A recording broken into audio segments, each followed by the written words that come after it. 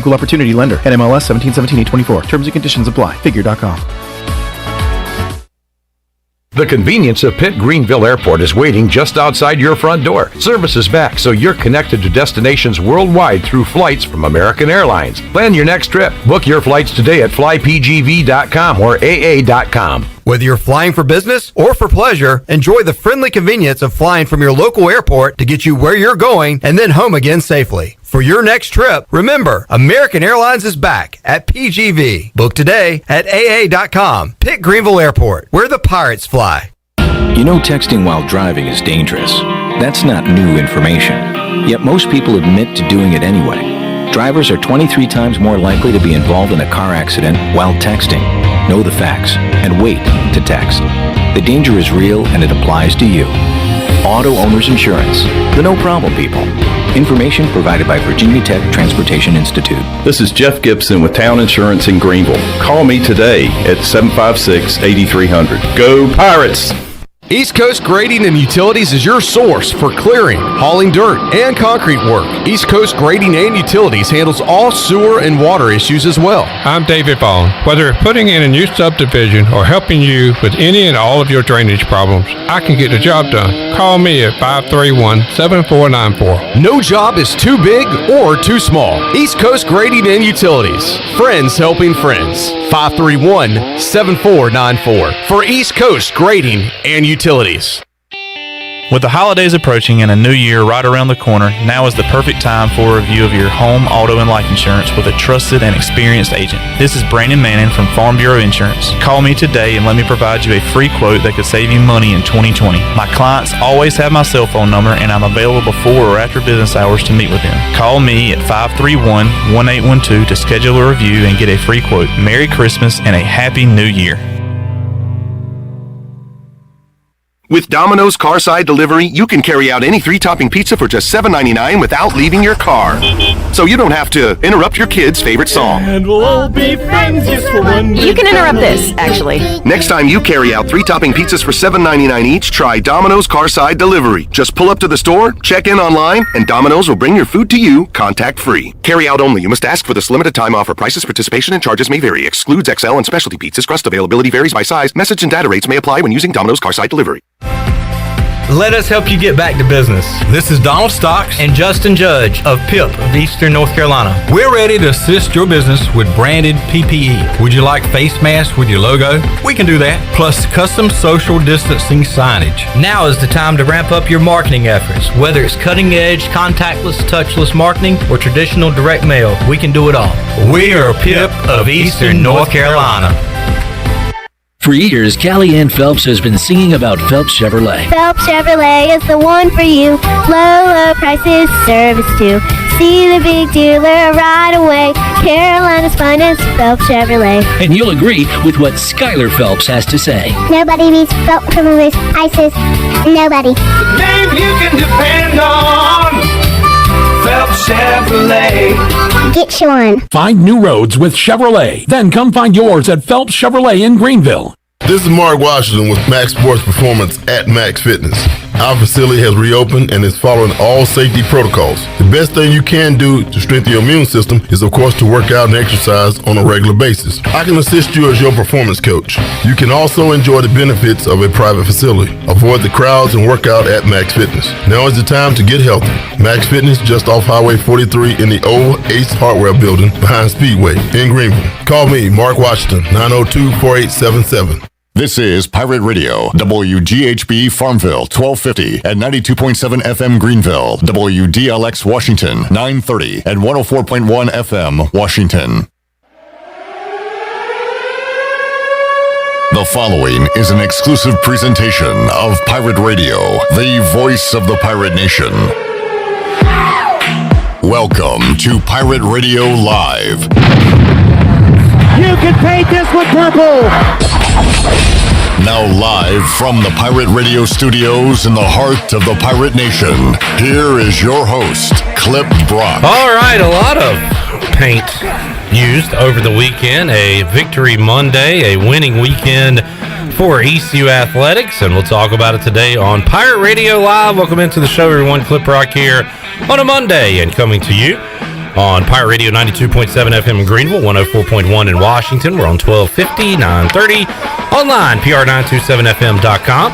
And you can find us on Facebook Live and YouTube Live. Subscribe to Pirate Radio TV on YouTube and see all of our videos, including this program, The Brian Bailey Show, our post-game Zooms, and all the other videos we post right there on Pirate Radio TV on YouTube. We will recap the weekend and get you ready for the week ahead on today's edition of Pirate Radio Live with Brian Bailey coming up at 3:30, a busy time for the local sports TV guys as they've got, ECU baseball going on, some Pirate hoops returning this weekend, or this week, I should say, on Thursday night, plus high school hoops, high school football, a lot going on. We'll talk about it all with Double B, Brian Bailey. Ronnie Woodward joins us to recap the ECU baseball weekend coming up at 4 o'clock. Pirates taking 2 of 3 from Georgia Southern. We will talk about that and everything that went down in Statesboro. Jeff Nadu, big man on campus, joins us to get you ready for the Hoops Night. A lot of college basketball going on, some conference tournament action.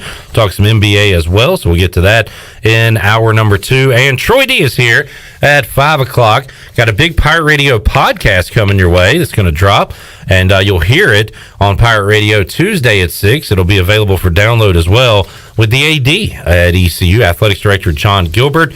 We'll give you a tease of that. Some of the interesting topics that were discussed. We'll talk about that coming up in the third hour of today's show. We kick it off with Shirley Rhodes, Chandler Honeycutt, and Jonathan Ellerbe, who joins me here inside the Pirate Radio studios. Hello, Ellerbe. What's up, Clip? Victory Monday. Good to be back here as the Pirate baseball team rocking and rolling, 6-1. And we'll go around the horn here. Pirates take 2 of 3 in baseball from Georgia Southern. Shirley was on PA duties over the weekend as the softball team had a sweep of a weekend, correct, Shirley? Courtney Oliver's team played well over the weekend. Yeah, they played the Ohio Bobcats and had a little offensive explosion, a couple home runs mixed in there. What are you eating? Sorry, I was eating a piece of candy. What do you got? Peanut something. Peanut something. I don't know. Peanut. It's a peanut little Chandler, candy thing. she's sharing in there? Nope. No peanut something for Chandler. In school, when you brought candy, the teacher always said, did you bring enough for the whole class? Are you yeah, being but the if teacher? you've ever watched Friends, Shirley doesn't share food. There you go.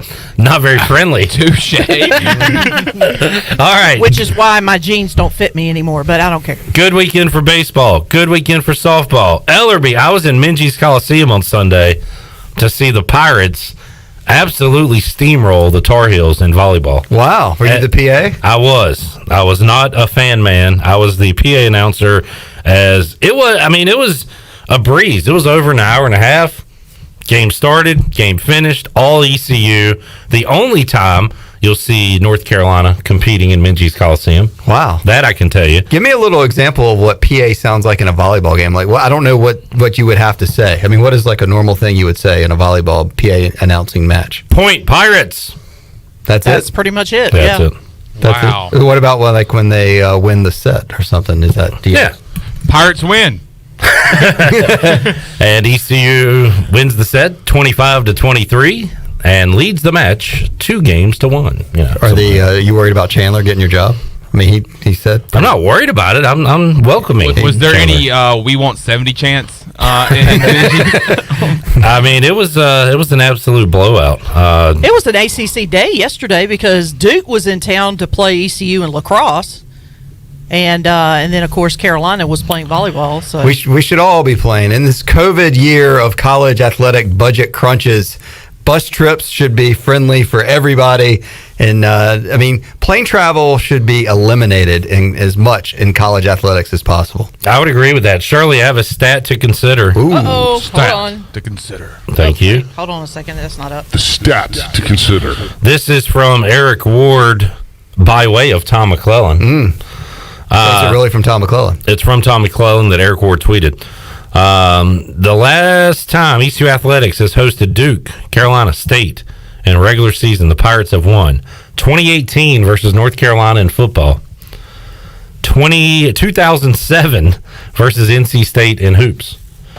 2007 versus NC State in women's hoops. 2019 versus Duke in baseball. 2021 versus UNC in volleyball. We own the state, Ellerbe. Yes. At least when we play them at home. Which is why they never come here. Right.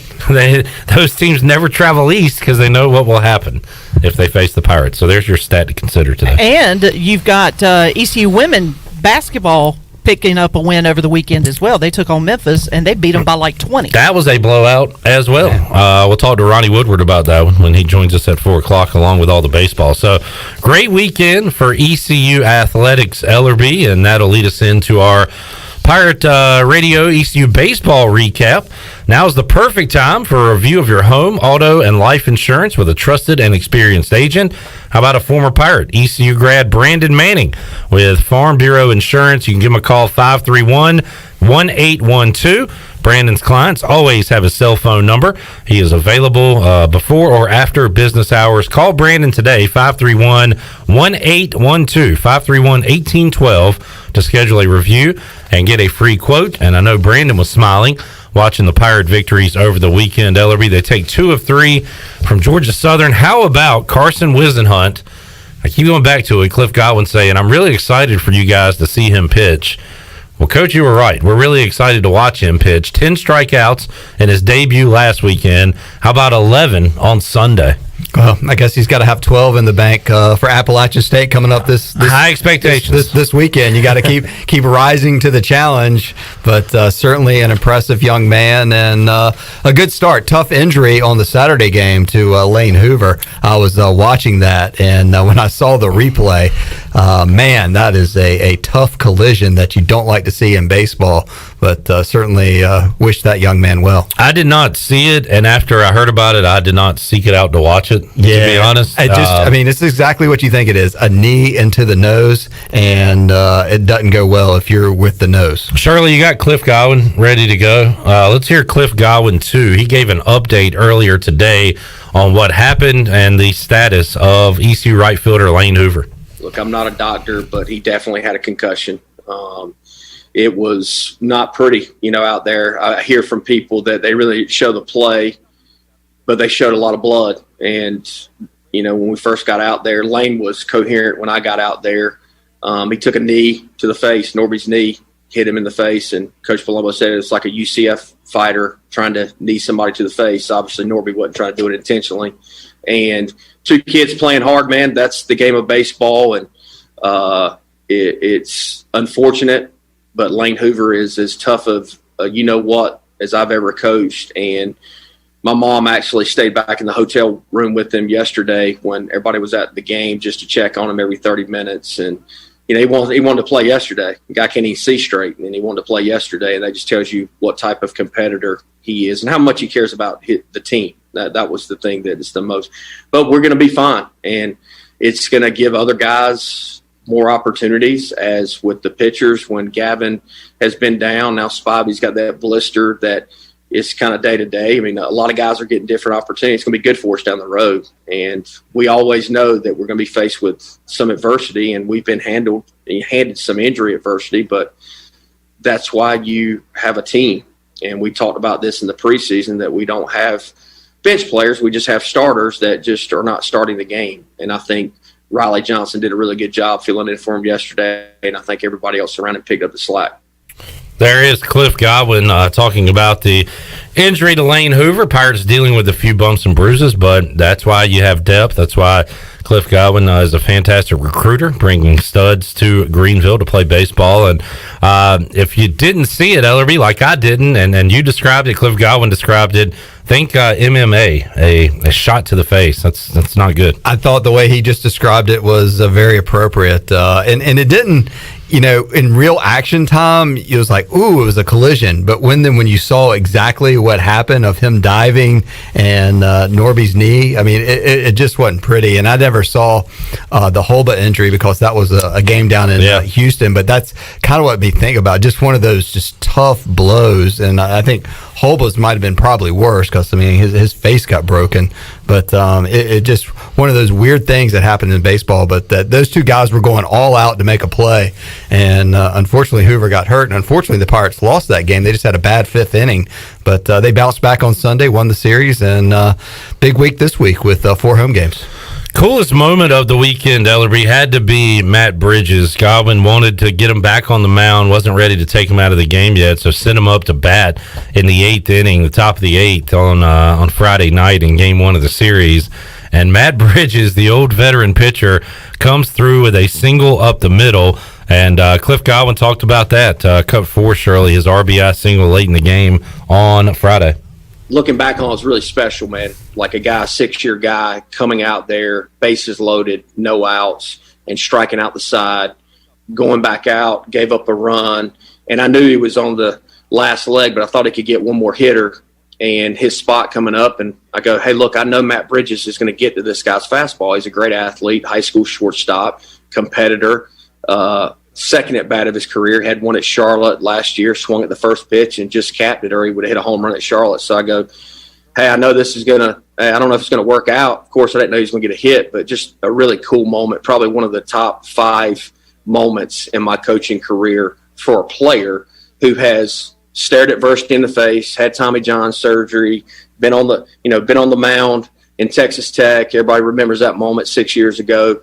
Then Tommy John, then not really pitching great at times, and to be back here for a 6th year, just a really cool moment. So happy for him. All right, Matt Bridges, that was awesome. And I was thinking about it during the at-bat. First of all, I didn't think he'd get a hit because I don't know him as well as Cliff Godwin does. I just know him as a pitcher. But even at that time, I was thinking, no matter how this works out, I just love that I follow a team that is kind of unconventional. Like, you think about baseball and everything is so specialized, and this guy's going to go get 2 outs and then come out of the game, and we're going to pinch hit for our pitcher and all that.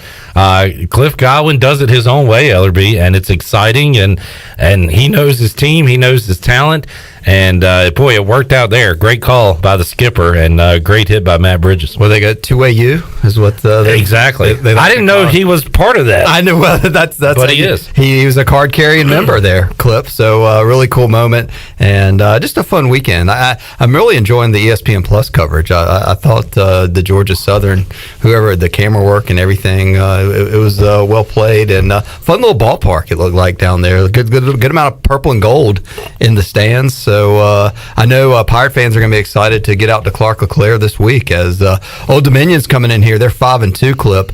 They just lost 2 or 3 to Rhode Island, who the Pirates swept at the beginning of the season. So, I mean, can't take anybody for granted. I know Cliff Godwin won't. But, and then App State coming in here. They're 5-2. They have a game on Tuesday, so they'll have their record obviously will change a little bit before they come here. But certainly an opportunity to continue to get better. The Pirates moved up in both Baseball America and D1 baseball polls today, too. Steve on Facebook says ECU not being in the top 10 is a total burglary. A burglary. That's a burglary. Where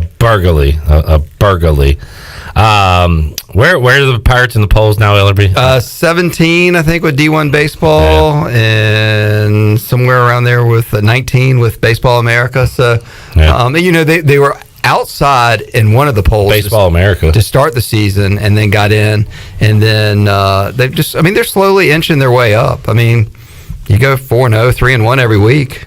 I mean, you're going to be hanging around at a good spot. And when conference play gets here, you got to take care of business. This guy's, you got to hope for the Pirates to go 4-0 this week. Get some fans, some energy back at Clark LeClaire. It'll be interesting how that plays out.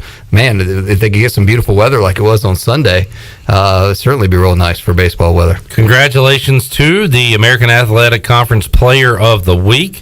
Josh Moylan, 500 average, 2 dingers, 7 ribbies. The young freshman, who is a GAM, I think is what Ruffin McNews said. Yeah. Grown tail man.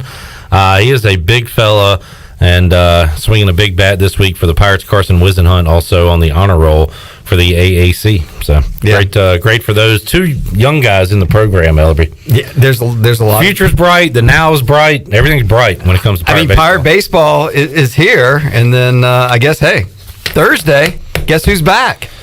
Yeah, back in Minji's. Are you excited, Clip Rock? I am. I think excitement time. I might be courtside for that one, Ellerbe. Really? Doing a little PA action. We'll see. Well, let's get an example of how that would sound. Here come the Pirates!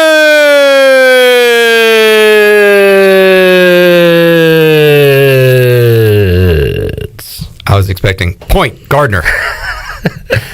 2, Gardner. Could do it like the state guy, Chandler. How would that sound? The state PA announcer? Jaden Gardner. Jaden Gardner. Everybody's got their style. I don't know. Yeah, I'm pumped for Pirate basketball. The season is not over, folks. 2 games. And then it's on to the madness. And then what, you got to win 4? Yeah.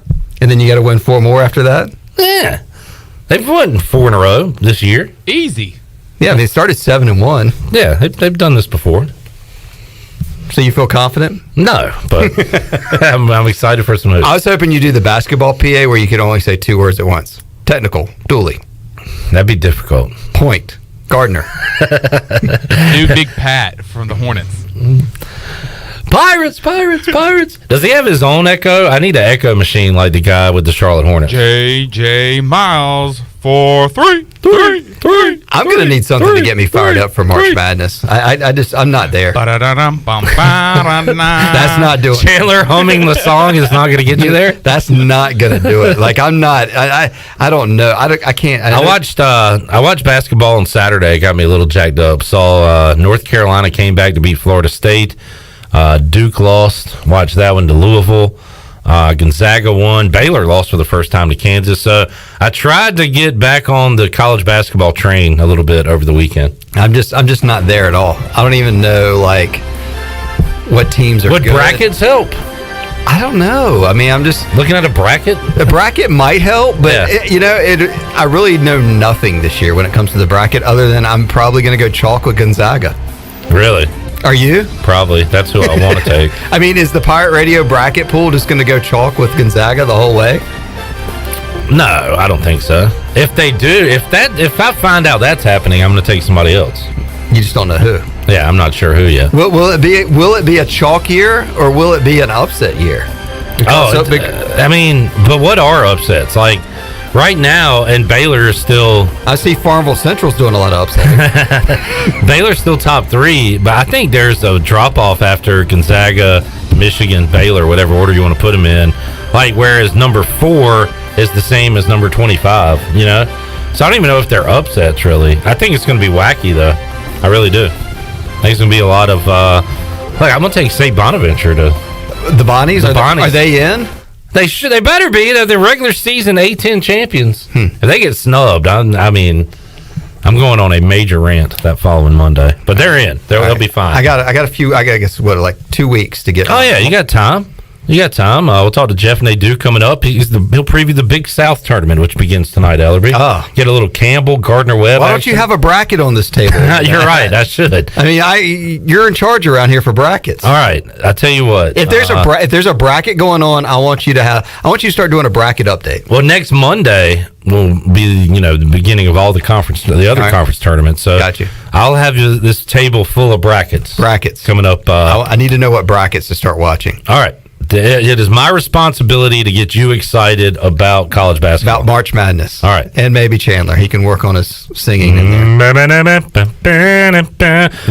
Breaking news today, J.J. Watt, according to sources who are J.J. Watt, tweeted out wearing a Arizona Cardinal shirt that he signed a deal with the Arizona Cardinals. That's interesting. Is it? You think did he get the most money from them? You think perhaps it's definitely not like the best Super Bowl contender out there. He wasn't going for a ring. Yeah, by going to Arizona, he's getting a payday. Reuniting with his former teammate DeAndre Hopkins. Well, now Deshaun Watson's looking like, hey, can I join you guys? I think they're happy with Kyler Murray right now. So the first day that he got released from Houston, DeAndre Hopkins tweeted out like, "Let's finish what we started." I guess it just kind of went from there. You think Larry Fitzgerald comes back now? No. Yeah. I don't think. I mean, I thought he announced he was retired. No, there was a story that he did, but he never did. It was one of those things, and it got kind of rolling. Where Larry Fitzgerald calls it quits. He's like, "Hey guys, no, I haven't." By the way, Drew Brees is not retired either. Yeah, I was just about to bring that up. Updating people on that every week. Apparently, there was a video of him pushing a sled. Yeah, so what if he comes back? I think the Saints have already planned to move on. Does he end up like Rivers and Brady in a different uniform? And is it a Washington football team uniform? All right, Speak on that. Why? What? I think Brees should go to Tampa Bay and be Tom's backup. And they get Rivers out of retirement. How about that? The old folks home. Think about the age combined with the two quarterbacks. I mean, just 43 and 42. Yeah, I mean, really. I mean, what's there to lose? I mean, just get the Brees comes out in mop-up duty and Carr's teams up. Old quarterback you. Yeah, not a bad idea. Not a bad idea. Just throwing it out there, Clipper. All right, Ellerbe, did you watch any NASCAR yesterday? I did watch a little bit of it. All right, you're like 3 for 3. Well, I like having it on in my kitchen on Sunday afternoons when I'm kind of like we're prepping some food and stuff because I really enjoy Mike Joy.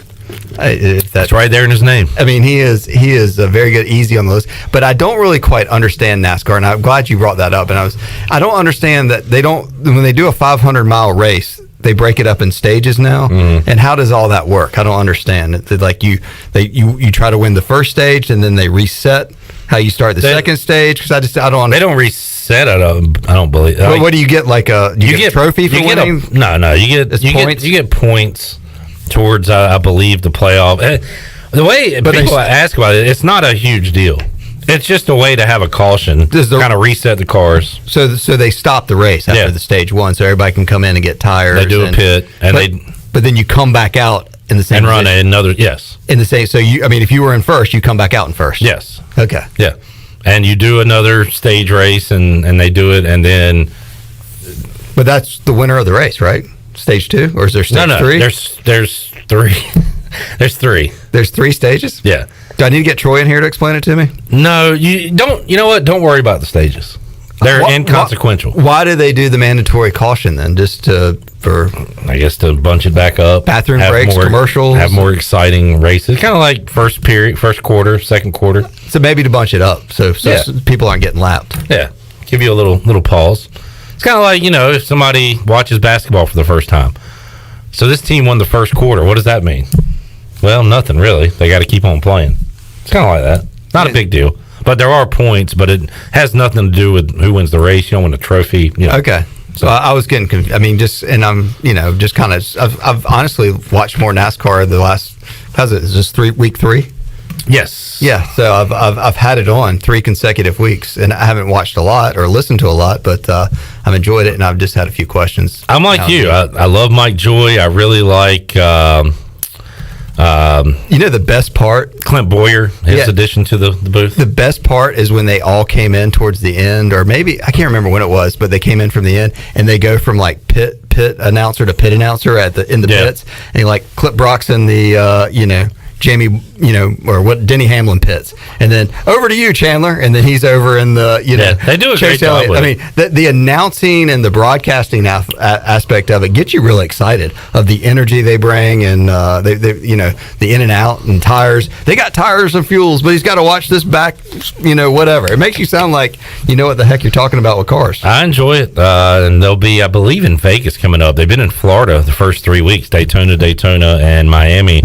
And now we'll head west.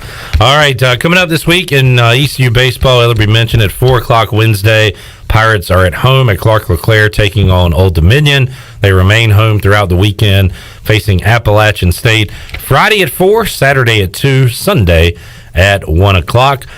First 3 games we just mentioned there, ESPN Plus. And the Sunday game will be on ECUPirates.com. Is that due to ECU basketball? Probably, yes. I would imagine. ECU basketball. Cincinnati, I think, the Pirates close the season with. Thursday and Sunday, the Pirates are both home games coming up this week. So I know Joe Dooley's got to be excited to get things back going and at least see it'll be very interesting how this team plays basketball. I know.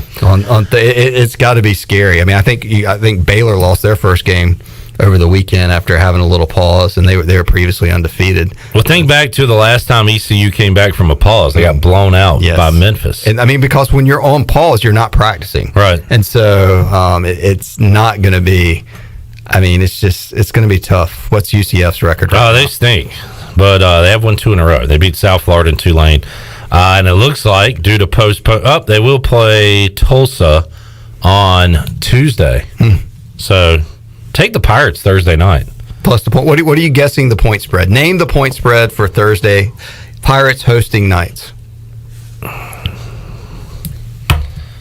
See, Man, it's tough to do with the pause stuff, but I would say UCF is going to lose to Tulsa, and I'm going to say it's going to be UCF -2 on Thursday. Really? That low?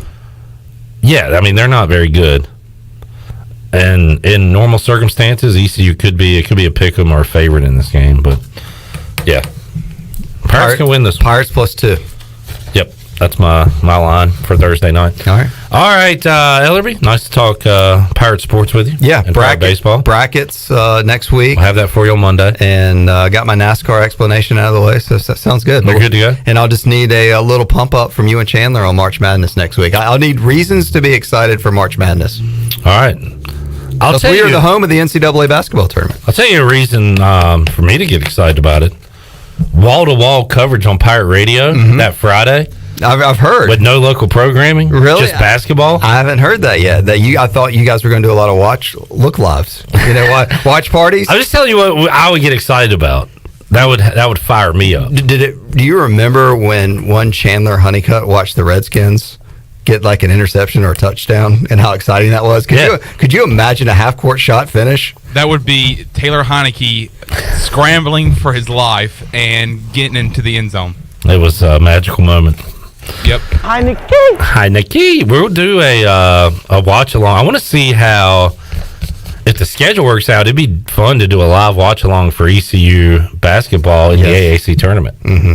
That's a potential idea. I think we'd all have to get you guys tank tops to watch along with them. What do you think? Well, we had actually discussed that. Potentially like a Charlotte Hornets playoff basketball game, and we all go tank jerseys with no undershirts. Really? Yeah. Be looking good in here. Unitards? a lot of man meat. Are you guys going with like current players, or you can pick any Hornets? I would probably have to go past player. Bogues, Tribuca? Yeah, I think I would go like a past player. I'll go like Glenn Rice, Anthony Mason. I might go with like a Larry Johnson, maybe. Grandmama. I had you as Tribuca. I might wear that one. I have a Kelly Tribuca bobblehead. Come on. That's got to make an entrance. Yeah. I went to a Hornets game. Lucky enough for me, it was Kelly Tribuca bobblehead night. Was he the first Hornet? I think he was the first Hornet. Selection. I don't think it mattered. He was one of the hairiest guys in the league. Yes. He had hair coming out of his jersey. He was the Larry Bird of Charlotte. He was the Harry Bird. All right, we'll end on a high note. Your Pirate Radio ECU baseball recap. Thanks to ECU grad Brandon Manning with Farm Bureau Insurance. You can give him a call, 531-1812. Get a review of your home, auto, life insurance with a trusted and experienced agent. Call Brandon Manning, 531-1812 to schedule a review and get a free quote. We'll take a time out, come back. Double B, Brian Bailey joins us on the other side. We're after this.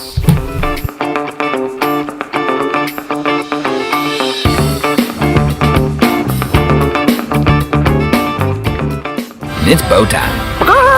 There's something special about the first bite of a Bojangles Cajun Filet biscuit, like an edible alarm clock that slaps you awake with bold Cajun flavor.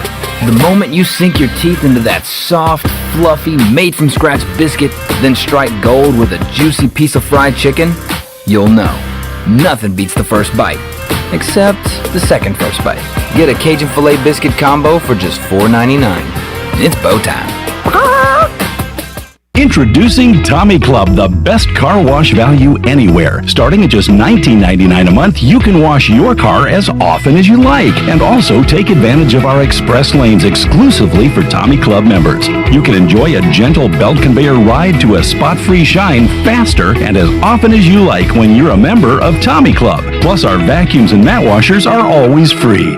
We're Tommy's Express. Tommy's Express Wash, now open on the corner of Greenville Boulevard and Red Banks Road in Greenville.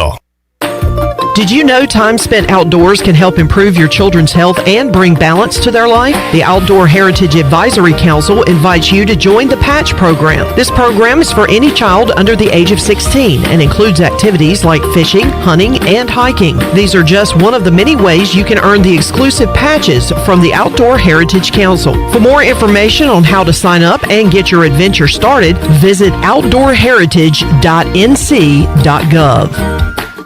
This is Dr. Phil Perdue with Orthopedics East and Sports Medicine Center. My colleagues and I recognize how difficult this time is for everyone in our community. We continue to see patients during the week while taking precautions to keep everyone safe. Our extended care clinic is now open on Saturdays and Sundays from 10 a.m. to 2 p.m. so you can avoid the emergency department for your urgent orthopedic care. For more information, please contact us at 757-2663 or visit our website at orthoeast.com.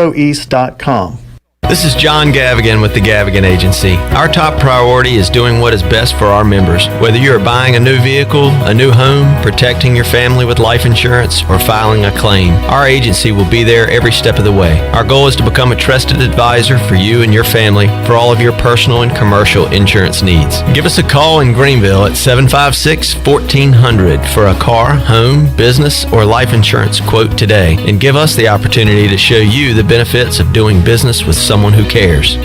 Great food, great atmosphere, and great service is Ottavola Market Cafe. Ottavola is simply a restaurant that focuses on that, being a great restaurant. There's something for everyone at Ottavola. The menu offers a variety of great choices like pastas, pizzas, sandwiches, soups, salads, and seasonal rotating selections. Lunch or dinner, Ottavola is always the right call. Call ahead and get Ottavola to go, or stop by the bar for a drink with friends. It's simple. Come and eat at Ottavola Market Cafe, Red Banks Road next to Food Lion, and OttavolaMarket.com. Ottavola, pirates supporting pirates.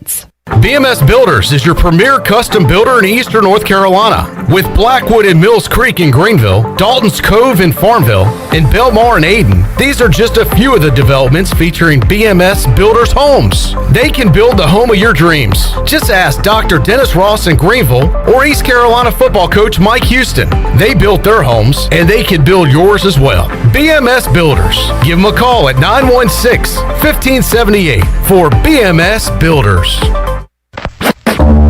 When you don't have time to go to lunch, let Jimmy John's deliver lunch to you. With Jimmy John's, we can get a freaky fresh sandwich to you freaky fast.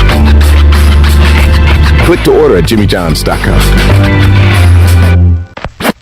Dinner's great. It's one of your top 3 favorite meals. You just don't want to have to make it. Well, with Jimmy John's, you don't have to. Whether you live in a sandwich delivery zone or head into the store, you can always get a freaky fresh sandwich. Click to order at jimmyjohns.com. Pirate Radio. I'll give you Blackbeard's honest opinion. You ask me, can this new captain promise you a life of prizes, plunder, and adventure? Aye. The voice of the Pirate Nation.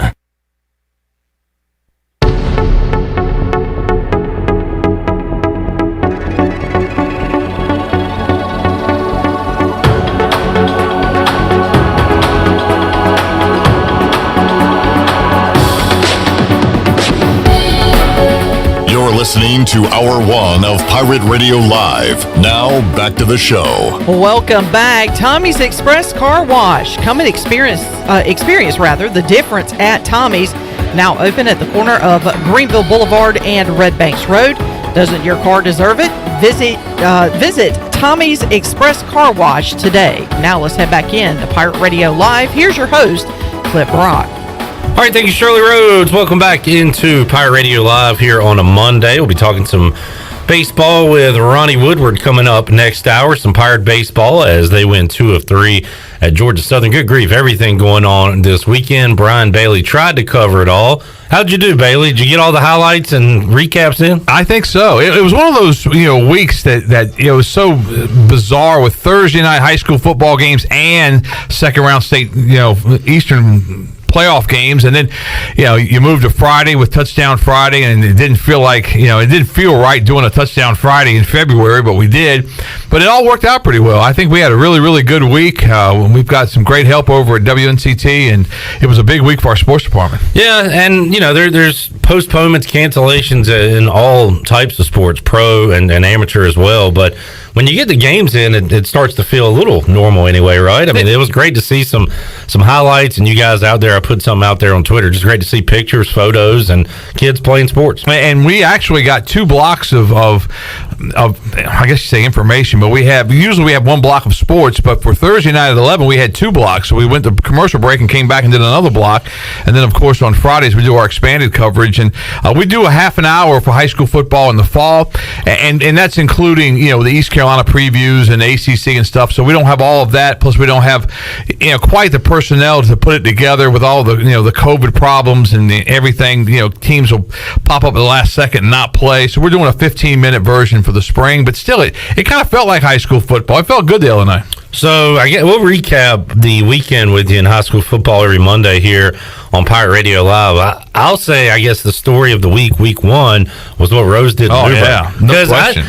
I thought New Bern, and again, we hadn't seen them play in a long time, but I felt like they were maybe going back to the old New Bern standards, yes. Bailey. And boy, they took a step back on Thursday night, and Will Bland and his Rampants took a major step forward. They really did, and Will's a really good guy, and that's one of the reasons I wanted to have him on the radio today, because it was so emotional after it was over with, and I don't know if he expected it to be that emotional, but because he's been around these kids so long. I mean, a lot of these guys grew up football wise with him. He's a JV coach, assistant coach on the varsity, and for him to get his shot as the head coach, and they look pretty good. I tell you what, the one philosophy I agree with, you got to play some of these kids both ways. If you have a really good player, and Kevin Hamilton was a beast on defense. I mean, New Bern never blocked him. I don't think he was 11 tackles and 4 sacks, and Rose scored their first touchdown on a fumble recovery and run it back for a score. And something that you probably think about, I don't think about going into each high school football year and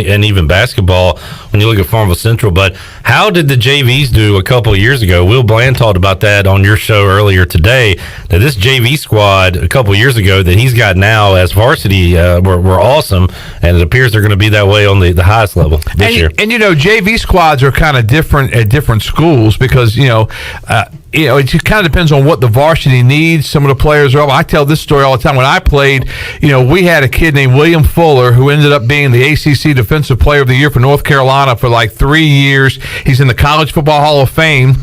But as a sophomore, he played on the junior varsity with me and with some of my buddies. Now, we had a couple of buddies that got to play on the varsity. We had a defensive tackle that played on the varsity while William Fuller played on the JV, which I never understood, because this kid was light years better than anybody else. But, so I think coaches deal with their junior varsities in different ways. The good programs, though, the head coach has his thumbprint on the junior varsity. He knows what's going on with the junior varsity teams, and he knows who's doing what, and he tries to bring some of the kids up. And the rules have changed where sometimes they can play a certain amount of quarters and that kind of thing. They kept him down there so he could beat on you in practice. Probably so. No, I'm telling you what, he was all. What I would do, I would have to block him in practice, and he would take it easy because he liked me. And then all of a sudden the coach would yell at him. That was bad news. That was real bad news, because then he's like, "Man, I ain't doing that no more. I'm coming after you." And he did. Don't do it. Oh. Bailey, we got high school basketball rolling on for Farmville Central. Their girls and boys, no shocker there. Although it is a shocker, according to the Farmville Central Twitter account. I picked up on this early on. They have been, after each win, tweeting, major upset, Cinderella, the slipper fits. The 9th seed, Cinderella. the upsets continue. And they've been rolling along, and great for them, because their season was cut 1 game short last year. Their seasons, I should say, boys and girls. Well, now they're going to get another opportunity playing in the Eastern Finals and hopefully a state championship. But, man, they've been cruising along. And Northeastern brings like a football team to Farmville Central coming up, because, as Coach Williford said, they're big and thick and strong, and he says they haven't really seen a team like that all year. Although I don't think Farmville will have a whole lot of difficulty with anybody they play. They're that good. I wonder if the Freshwater kid is on. He does. He's on the basketball team. Yes, I talked to Larry about that, and he said he's a load inside. Not real tall, but he's big and strong down there. I remember going out and doing a Conley game years ago and seeing Travion, and then quote-unquote little Freshwater was there, and he was a big fella then. Yeah. Didn't see him a lot in the game. I think he was a freshman at the time, but I know he's turning heads now as a football recruit, and we'll see him on the basketball court coming up. So, man, all kinds of high school sports going on. Baseball kind of waiting their turn, and that'll be here quickly, too, once we get through the football season. Bailey, how about Pirate Baseball over the weekend? Suffered their first loss of the year, but, man, the Friday night game was a lot of fun, and then on Sunday, Carson Wisenhunt, the legend, the story is being written about this kid's 10 strikeouts in week 1, and he follows that up with 11 on Sunday. Yeah, I tell you, he looked really good. You know, Coach Godwin switches up the lineup a little bit. Connor Norby leads off, and what you do is first at bat, hits a home run. This team, I think they're hitting the ball pretty well, and they still got to get one of them going, and he will get going Bryson eventually. Worrell? Yeah, I mean Bryson, he was leading off to start the year. He struggled a little bit. I think what happened, and obviously Cliff knows a whole ton more, but it's like he hit the ball hard early, and he didn't get credited with any hits because he was hitting it right at people. And I think that maybe some of that got in his head a little bit, but he's going to come back, man. He's a great hitter, and he's outstanding to watch. A lot of fun last year, and I can't wait till he gets it rolling again. When the temperatures start rising at Clark LeClaire Stadium, that wind starts blowing out a little bit, and those pop-ups turn into home runs, he'll get it going. And how about Seth Cadell? Home runs against every opponent so far this season. Hit one in the opening series against Rhode Island, hit one against Duke, hit one against Georgia Southern. How about the game last week? We're pretty far removed from it now. First time I've seen you since then, Bailey. But that win over Duke, very impressive for the Pirates. It really was, because they kind of were just go out and take care of business, and that's really what you want to see out of a good team. It's kind of like the third game of the series with Georgia Southern. I mean,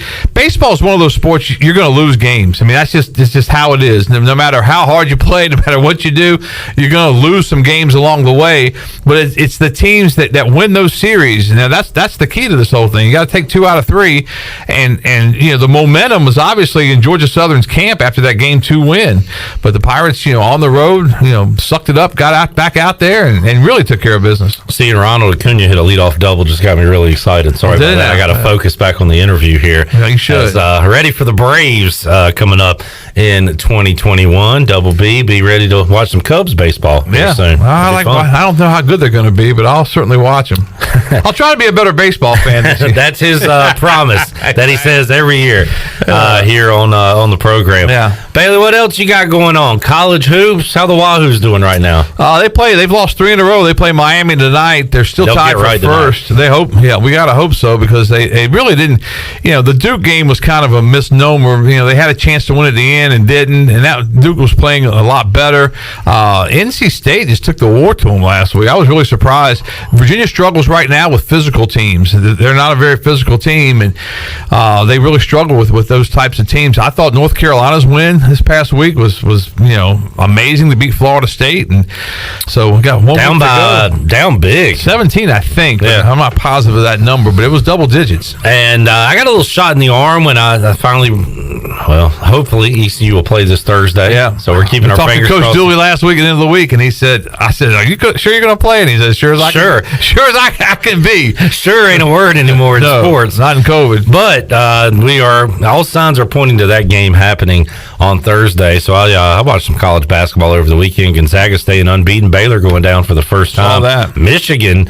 I've heard a lot of people say Michigan could be the number 1 team in the country right now. Gonzaga's still kind of holding the mantle there, but starting to get a little bit excited about March Madness, Bailey. Yeah, it's going to be a different March Madness, but I'm looking forward to it. I mean, it's like that Thursday, Fridays now moved to Friday, Saturday, and I know I'm not working on that Saturday, so that's going to be a long day of watching basketball. And you'll have, Brian Bailey show that Monday. We're going to have games on all day. That's going to be a fun day, too. It will be. Yeah, that'll be a lot of fun. And doing the show. So, Double B, Brian Bailey joining us here in the Pirate Radio studios. Big NFL news came out earlier, Bailey, as you were doing the Brian Bailey show. J.J. Watt, kind of out of left field here. Hadn't heard much Cardinals talk with J.J. Watt. He signs with the Arizona Cardinals. That's surprising. Yeah. But at that point, you're just looking to go where the money is, I guess. I mean, that's just. Back to the NCAA tournament. I don't think we can do the second chance of the Sweet 16 this year. The second chance because of the schedule, right? If we're back on that Monday, that's usually when we do it. Is that Monday right there? So what's going to be determined by the time you do your show on that Monday? They'll still be the normal Sunday games. play in on that Monday. Yeah. So we'll have to figure out something else. We can figure something out. Yeah, we'll do something. Because we got to keep that tradition. That's what I said. We got to, COVID can take away so many things, but we can't take away the second chance of the Sweet 16. They can't take away your promo of you shooting baskets. We haven't even thought about that. In the trash can. I don't know. They may have taken that away. If they don't do it at there, we're going to do it at Pirate Radio. Oh, we should. That could be a new this day at Pirate Radio. We're doing that. Yeah, there you go. All right. As we sit here on this Monday, Drew Brees is still not retired. Dak Prescott is still not signed. In limbo. I'm tired of that. Either sign him, trade him.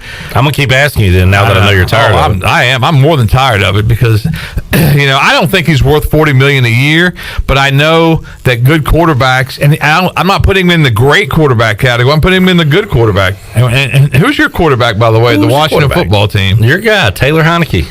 I know. We're going to have to bring in another one. Shockingly, I have seen a lot of people on Washington message boards and whatnot as Ronald Acuna coming in to score here, Bailey. Freezes up the TV just when he slides in. He is safe. Yeah. A lot of Washington fans are saying, let's wait it out one more year and get Dak when he hits the free agent market. Wow.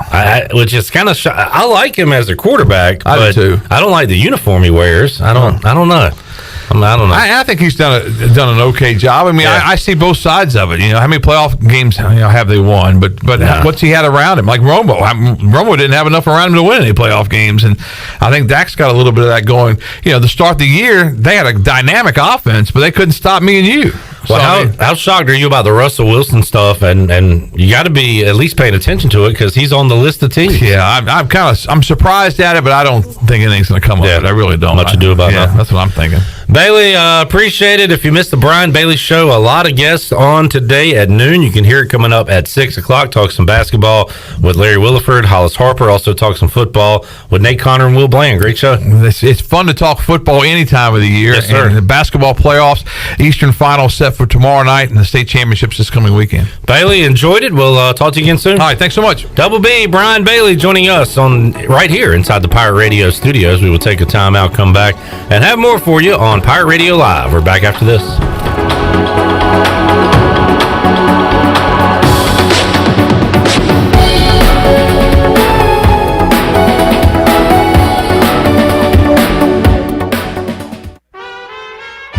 Hey Pirate Nation, this is Sam Jones, and we're open and here to serve you with some of the best whole hog barbecue, chicken, turkey, ribs, and homemade sides every day for lunch and dinner. There are 3 easy ways to enjoy Sam Jones barbecue.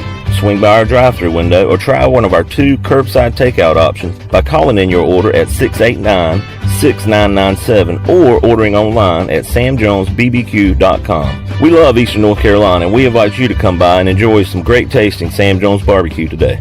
You've worked hard to start your business and are working even harder to make it successful. That's when it's most important to have a community bank and a local banker in your corner. This is Eric Clark from Select Bank and Trust. Our team of local bankers care about you, our customer, and the communities in which we all live and serve together. As the business and economic conditions of 2020 threw you many curveballs, our team at Select Bank and Trust remains steadfast in being responsive to your ever-changing needs. In 2021, choose Select Bank and Trust. Bank local, bank select, member FDIC. In a world of fake profiles, fake tans, and fake flavors, naturally flavored Michelob Ultra Organic Seltzer strives for realness. It's USDA certified organic, with no sugar or carbs, and only 80 calories. So the only thing touching your taste buds is organic, refreshing, and delicious.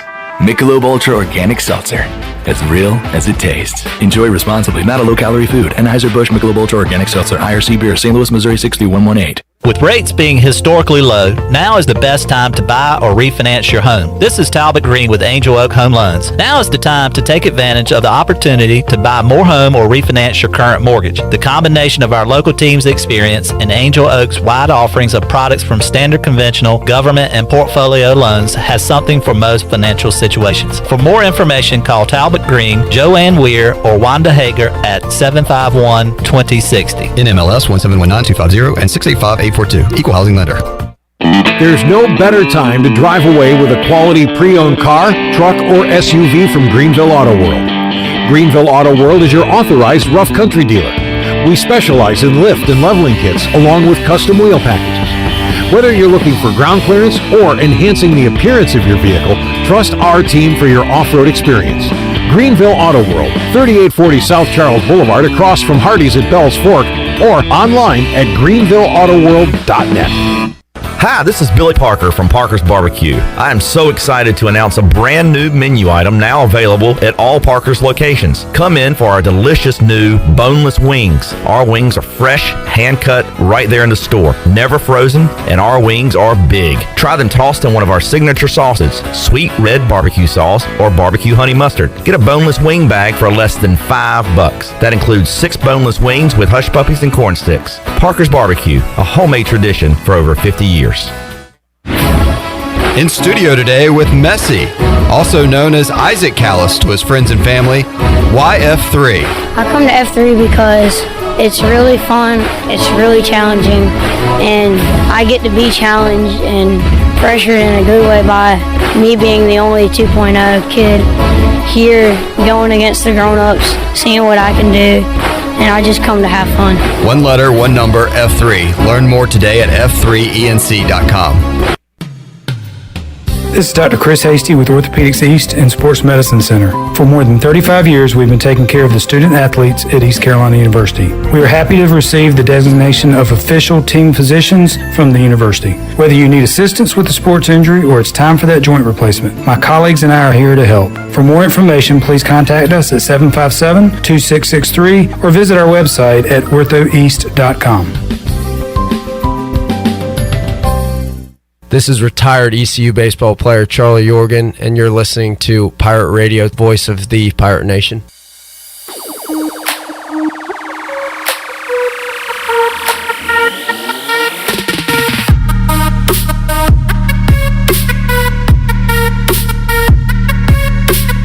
You're listening to Hour 1 of Pirate Radio Live. Now, back to the show. Welcome back. Did you miss the show on Pirate Radio? You can listen to all of Pirate Radio's archived local programming by subscribing to us on Apple Podcasts.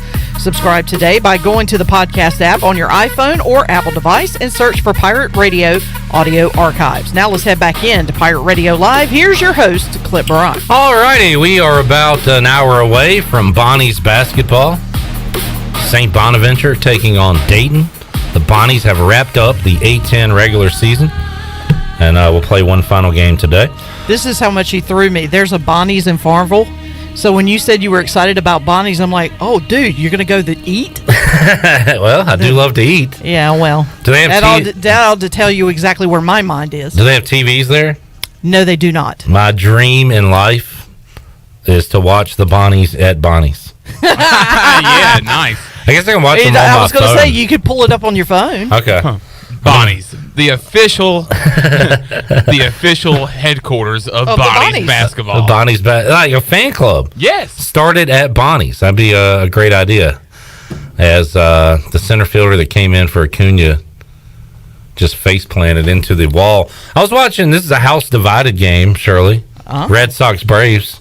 Oh, I didn't even know they were playing right now. So Ronald Acuna hit a leadoff double, and all I saw was the green monster, and I was like, it's baseball in Boston. I forgot about the mini monster they have for spring training. It's really cool. That dude ate As Shirley is watching the Braves center fielder, I don't even know who that is. They're running a lot of young guys in. He didn't face plant. He took that thing out to dinner. He ate a little chunk of that green padding out there. But, boy, that is a cool ballpark that they have. Like a replica. In Florida, yeah. It's like a mini replica of Fenway. And, you know, for someone who is still absolutely has that on her bucket list to go to Fenway. You can go to Mini Fenway. I could go to Mini Fenway and kind of be halfway there. Yeah. So just another sport to add to the plate. Spring training baseball now underway. Fun to see. All right, Shirley, you got any news and notes for today before we wrap up this hour? We got Ronnie Woodward coming up in just a moment. A lot of it you've already discussed, but we can kind of run through them again. Josh Moylan, who I am now an officially a big fan of for East Carolina. He got the AAC Player of the Week this week. He batted a team best 500. And listen to his stats over the last 4 games. He's hit 2 home runs, 3 doubles, had 7 RBIs, and scored 3 times over the last 4 games. So, pretty impressed with that. Wow. And I heard you mention this earlier, but Carson Wisenhunt getting the AAC Weekly Honor Roll.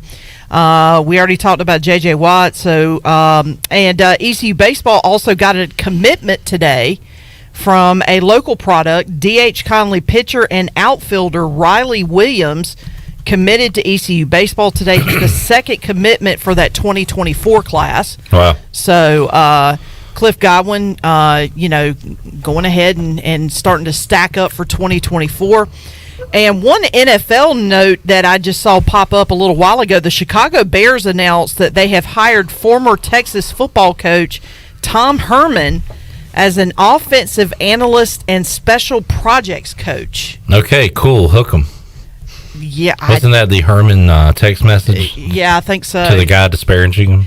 Yeah. Tom Herman, a Chicago Bears coach now. Yeah. I don't know exactly what you coach as far as special projects go for an NFL team, but all right, whatever. And then, of course, Farmville Central advancing. Cinderella still going to the dance. The slipper still fits. So the girls play tomorrow at McMichael. That tip-off is at 6 o'clock. And if I'm reading this right, the boys will be home against Northeastern. Yeah, they're at home. Okay, 7 o'clock is that tip-off, and they will have fans in attendance. Only 250 tickets were available for that game, but that is between both teams. So, there's going to be, I'm sure, parents that are going to want to get tickets and that kind of thing. So I'm not sure.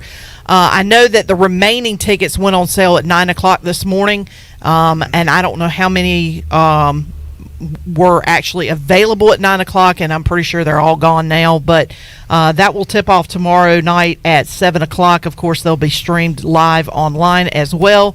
So we'll keep tabs on that. Well, y'all can do whatever you want to do. I'll be keeping tabs on that because I'll be keeping up with both teams. So, nice to hear Hollis Harper and Larry Williford on the air earlier today on the Brian Bailey Show. Of course, that's replaying at 6 o'clock. So, interesting to get perspectives from both those guys. But I'm telling you, it's that's my theme for this year. Don't poke the bear. You poke the bear. Don't be mad if we, come home with another ring. That's it all I'm appears saying. That is on the docket for Farmville Central boys and girls. At this point, we're approaching New England Patriots, dynasty. Where Tom Brady's just kind of Tom Brady. Like if I would equivalent that, it'd be like Larry Williford is Tom Brady. He's not going to say much. He's just going to kind of give you a look. Wouldn't he be Belichick in this scenario? No. Okay. I'm not strictly coach. I'm just saying Belichick in doesn't general. say anything. Yeah, but Williford doesn't really say anything, but he also gives that look like, I told y'all. And then Terquavion Smith is Gronk. Okay. He's like Gronk. Gronk is the showman. Terquavion is the one dropping 35 and 31 respectively. I hate that he's going to state. Yeah, that's the only thing that sucks. But you know what? Good for him. Oh, definitely. I'm saying selfishly. Like, I'll be rooting for the kid no matter where he goes. I mean, selfishly, I'd love for every kid that comes through Farmville Central to kind of hop on over to Joe Dooley's. Oh, yeah. But, that'd be awesome. But Baby you got to do what you got to do, and that's the path he has chosen. And good luck to him. Absolutely. I hope he is very successful. I have some news on my news desk. What's on your news desk, Chandler? I saw today, according to Joe Person, a beat writer for the Panthers for the Athletic, has reported that the 49ers have gotten up with the Carolina Panthers about acquiring Teddy Bridgewater. Really? To bring him in as a backup to Jimmy Garoppolo. Interesting. I thought they were going to get rid of. They were going to move on from Jimmy G. But I thought. I mean, the last I had read, that's what it kind of seemed like. That's the path they were heading down. Well, all right, and I meant to pull this audio, and I forgot to. So, Ellerbe asked, "Would Larry be Phil Jackson?" I don't know. We'll get this. We'll get all this right soon. He is very zen, Shirley. Yes, I'll give he is that very one. zen. I meant to pull the Eric until Collins he drinks audio. enough Mountain Dew on the. Until he gets jacked up. Yeah. Eric Collins on the call. Hornets knocking off the Kings last night. Hornets were down 8 points with 1:09 left to go and win the game. And Eric Collins, who is way over the top, I'm still not on board with him completely yet. Chandler has made the turn. He's all in on Eric Collins. I'm just going to play it off my computer. We'll see if you can hear it. The final call or the score last night from Malik Monk late in the game. Let's see.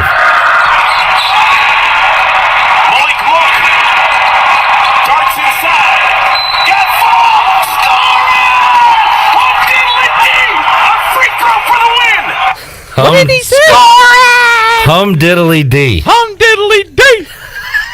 That might be the Miss Molly. That might be the first time I've ever heard the use of the word hum diddly dee. That's his go-to. It's one of his go-to. Really? He's a nut job, I'm telling you. Hum diddly dee. Hum diddly dee. Good golly, Miss Molly. And he also said Lamelo Loco one time. Viva Lamelo Loco. He's a nut. He's a nut job. I mean, if the phrase hum diddly dee had to be uttered, I would think that Todd Graffinini would say it first. Graff does seem like a hum diddly dee guy. But like I would expect him to say it before. I mean, now granted, I don't know. I'm not familiar with this particular person, but he's very Graffinini-ish on his calls, that's for sure. I don't care. I still love Gus Johnson. I don't care what anybody says. I miss Gus doing March Madness every year around this time. So let's take a break. We'll come back. Ronnie Woodward will join us. We will talk about what went down over the weekend, break it down game by game with the Pirates and Georgia Southern, and talk about the week ahead. A lot of ECU baseball talk on the way with Ronnie Woodward when we return after this.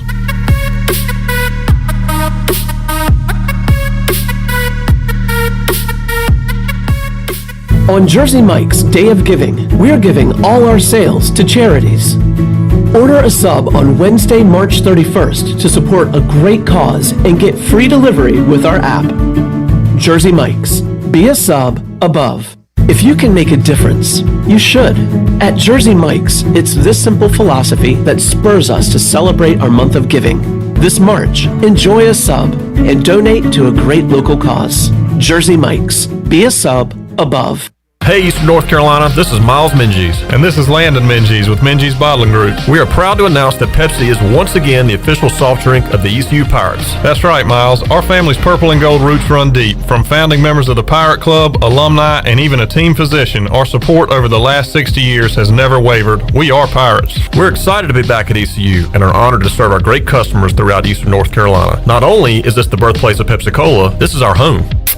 Cheers, Pirate Nation. I like the sound of that. Support local, drink local, stay safe, and drink Pepsi. Are you trying to reduce clutter? Want to save a tree? Greenville Utilities can help. E-bill is a simple solution. Imagine getting an email letting you know your bill is ready. And with a few clicks on your computer or smartphone, you can review and pay your bill. It's just that easy. Signing up is simple. All you need to do is to log on to your account at guc.com and update your contact information and e-bill setting. You can even continue to receive a paper bill if you'd like. E-bill from Greenville Utilities. Just one of the ways GUC is here for you.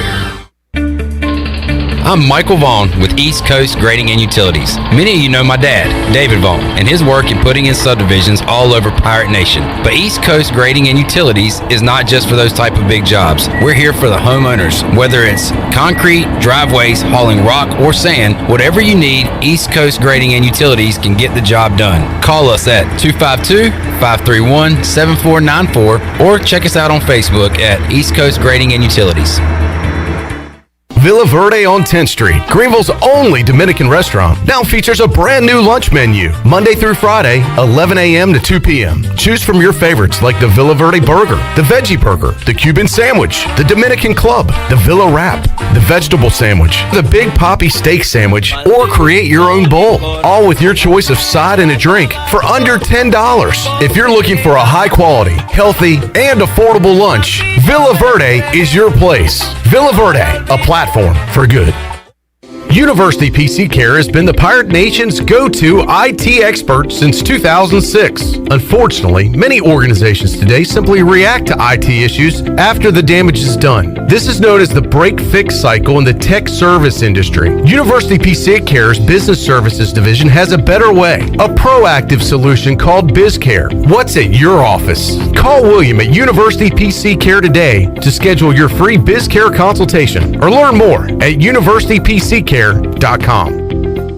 Looking for your next career opportunity? How about some extra cash to help pay for school? Your locally owned and operated Dixon Foods McDonald's is hiring, and they would love to have you as part of the McFamily. They offer flexible hours, competitive pay, and financial support to pursue your education through McDonald's Archways to Opportunity program. Come join the family at McDonald's. Don't let this financial opportunity pass you by. Please visit DixonFoods.com to apply.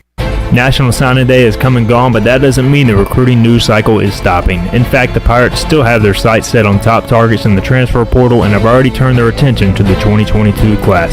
HoistTheColors.net has the latest on EC recruiting from a football perspective, and we also cover basketball and baseball commitments like no others. Sign up now and get your first month for a single $1 to get the latest scoop on your favorite Pirate teams, along with in-depth baseball and spring football coverage in the months ahead. HoistTheColors.net. This is Pirate Radio, WGHB Farmville, W224EI Greenville, WDLX Washington, and W281CH Washington.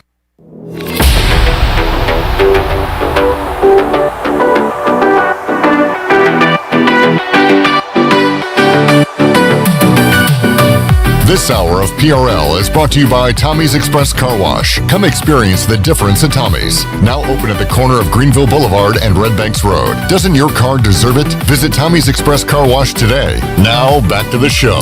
Welcome back. Greenville Utilities Neighbor to Neighbor program provides help for those who need temporary assistance with their utility costs, and you can make a difference. Your tax-deductible donation can be added to your GUC bill each month, or you can make a one-time donation, and GUC matches all donations up to $20,000 each year. Consider helping a neighbor with GUC's Neighbor to Neighbor program. And Clip, as we head back into the show, there will be an NIT this year, but it will be downsizing and moving the tournament this month. This is the details that I've got so far. It'll feature 16 teams. They're going to all play in the Dallas-Fort Worth metropolitan area, with games being held at Comerica Center in Frisco, Texas, and at UNT Coliseum. That's on the campus of North Texas in Denton, Texas. So they have gone from 32 teams down to 16. And the other notable change is the invitation process. And it used to be that all the regular season champions who didn't win their conference tournament received an automatic bid to the NIT, but due to the reduced field, all 16 teams will be at-large selections with no automatic qualifiers. All right. So there are your parameters for this year. I got a great trivia question. Ronnie Woodward likes trivia. Ronnie, can you name the defending NCAA tournament champion? Of course, there wasn't one last year. Oh, okay. The defending CBI champion is in the American, and the defending NIT champion is a team from the state where the NIT will be played this year. Can you name those three teams? So, state of Texas. Yeah.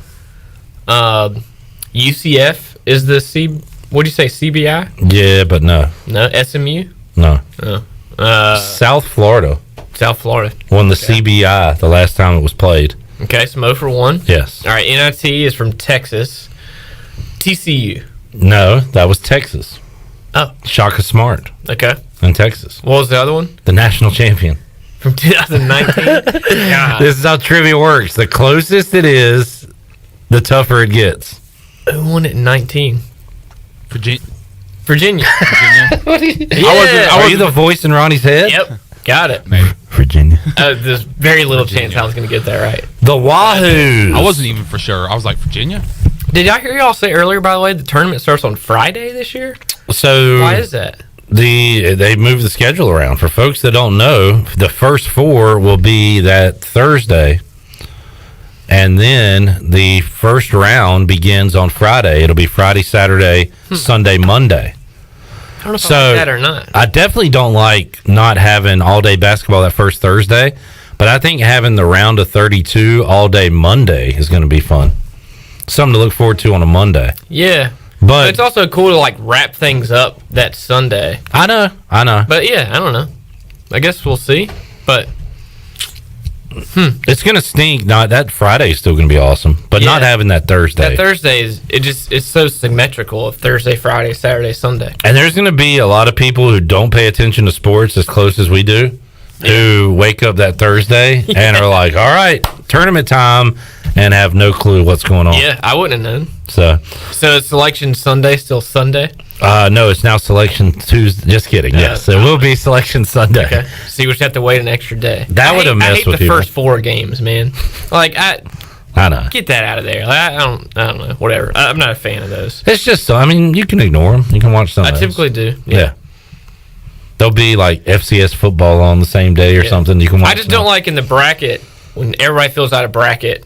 You're in your pool or whatever, and you have to have the slash game. It's like UCLA / St. John's. It's not as clean.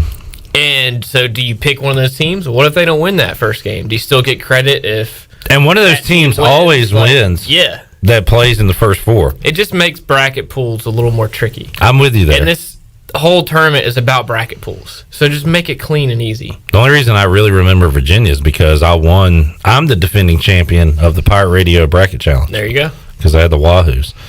Is everybody taking Gonzaga this year? Yeah. I'm going to have to take somebody different then. I like West Virginia, though. Huh. Huggy Bear?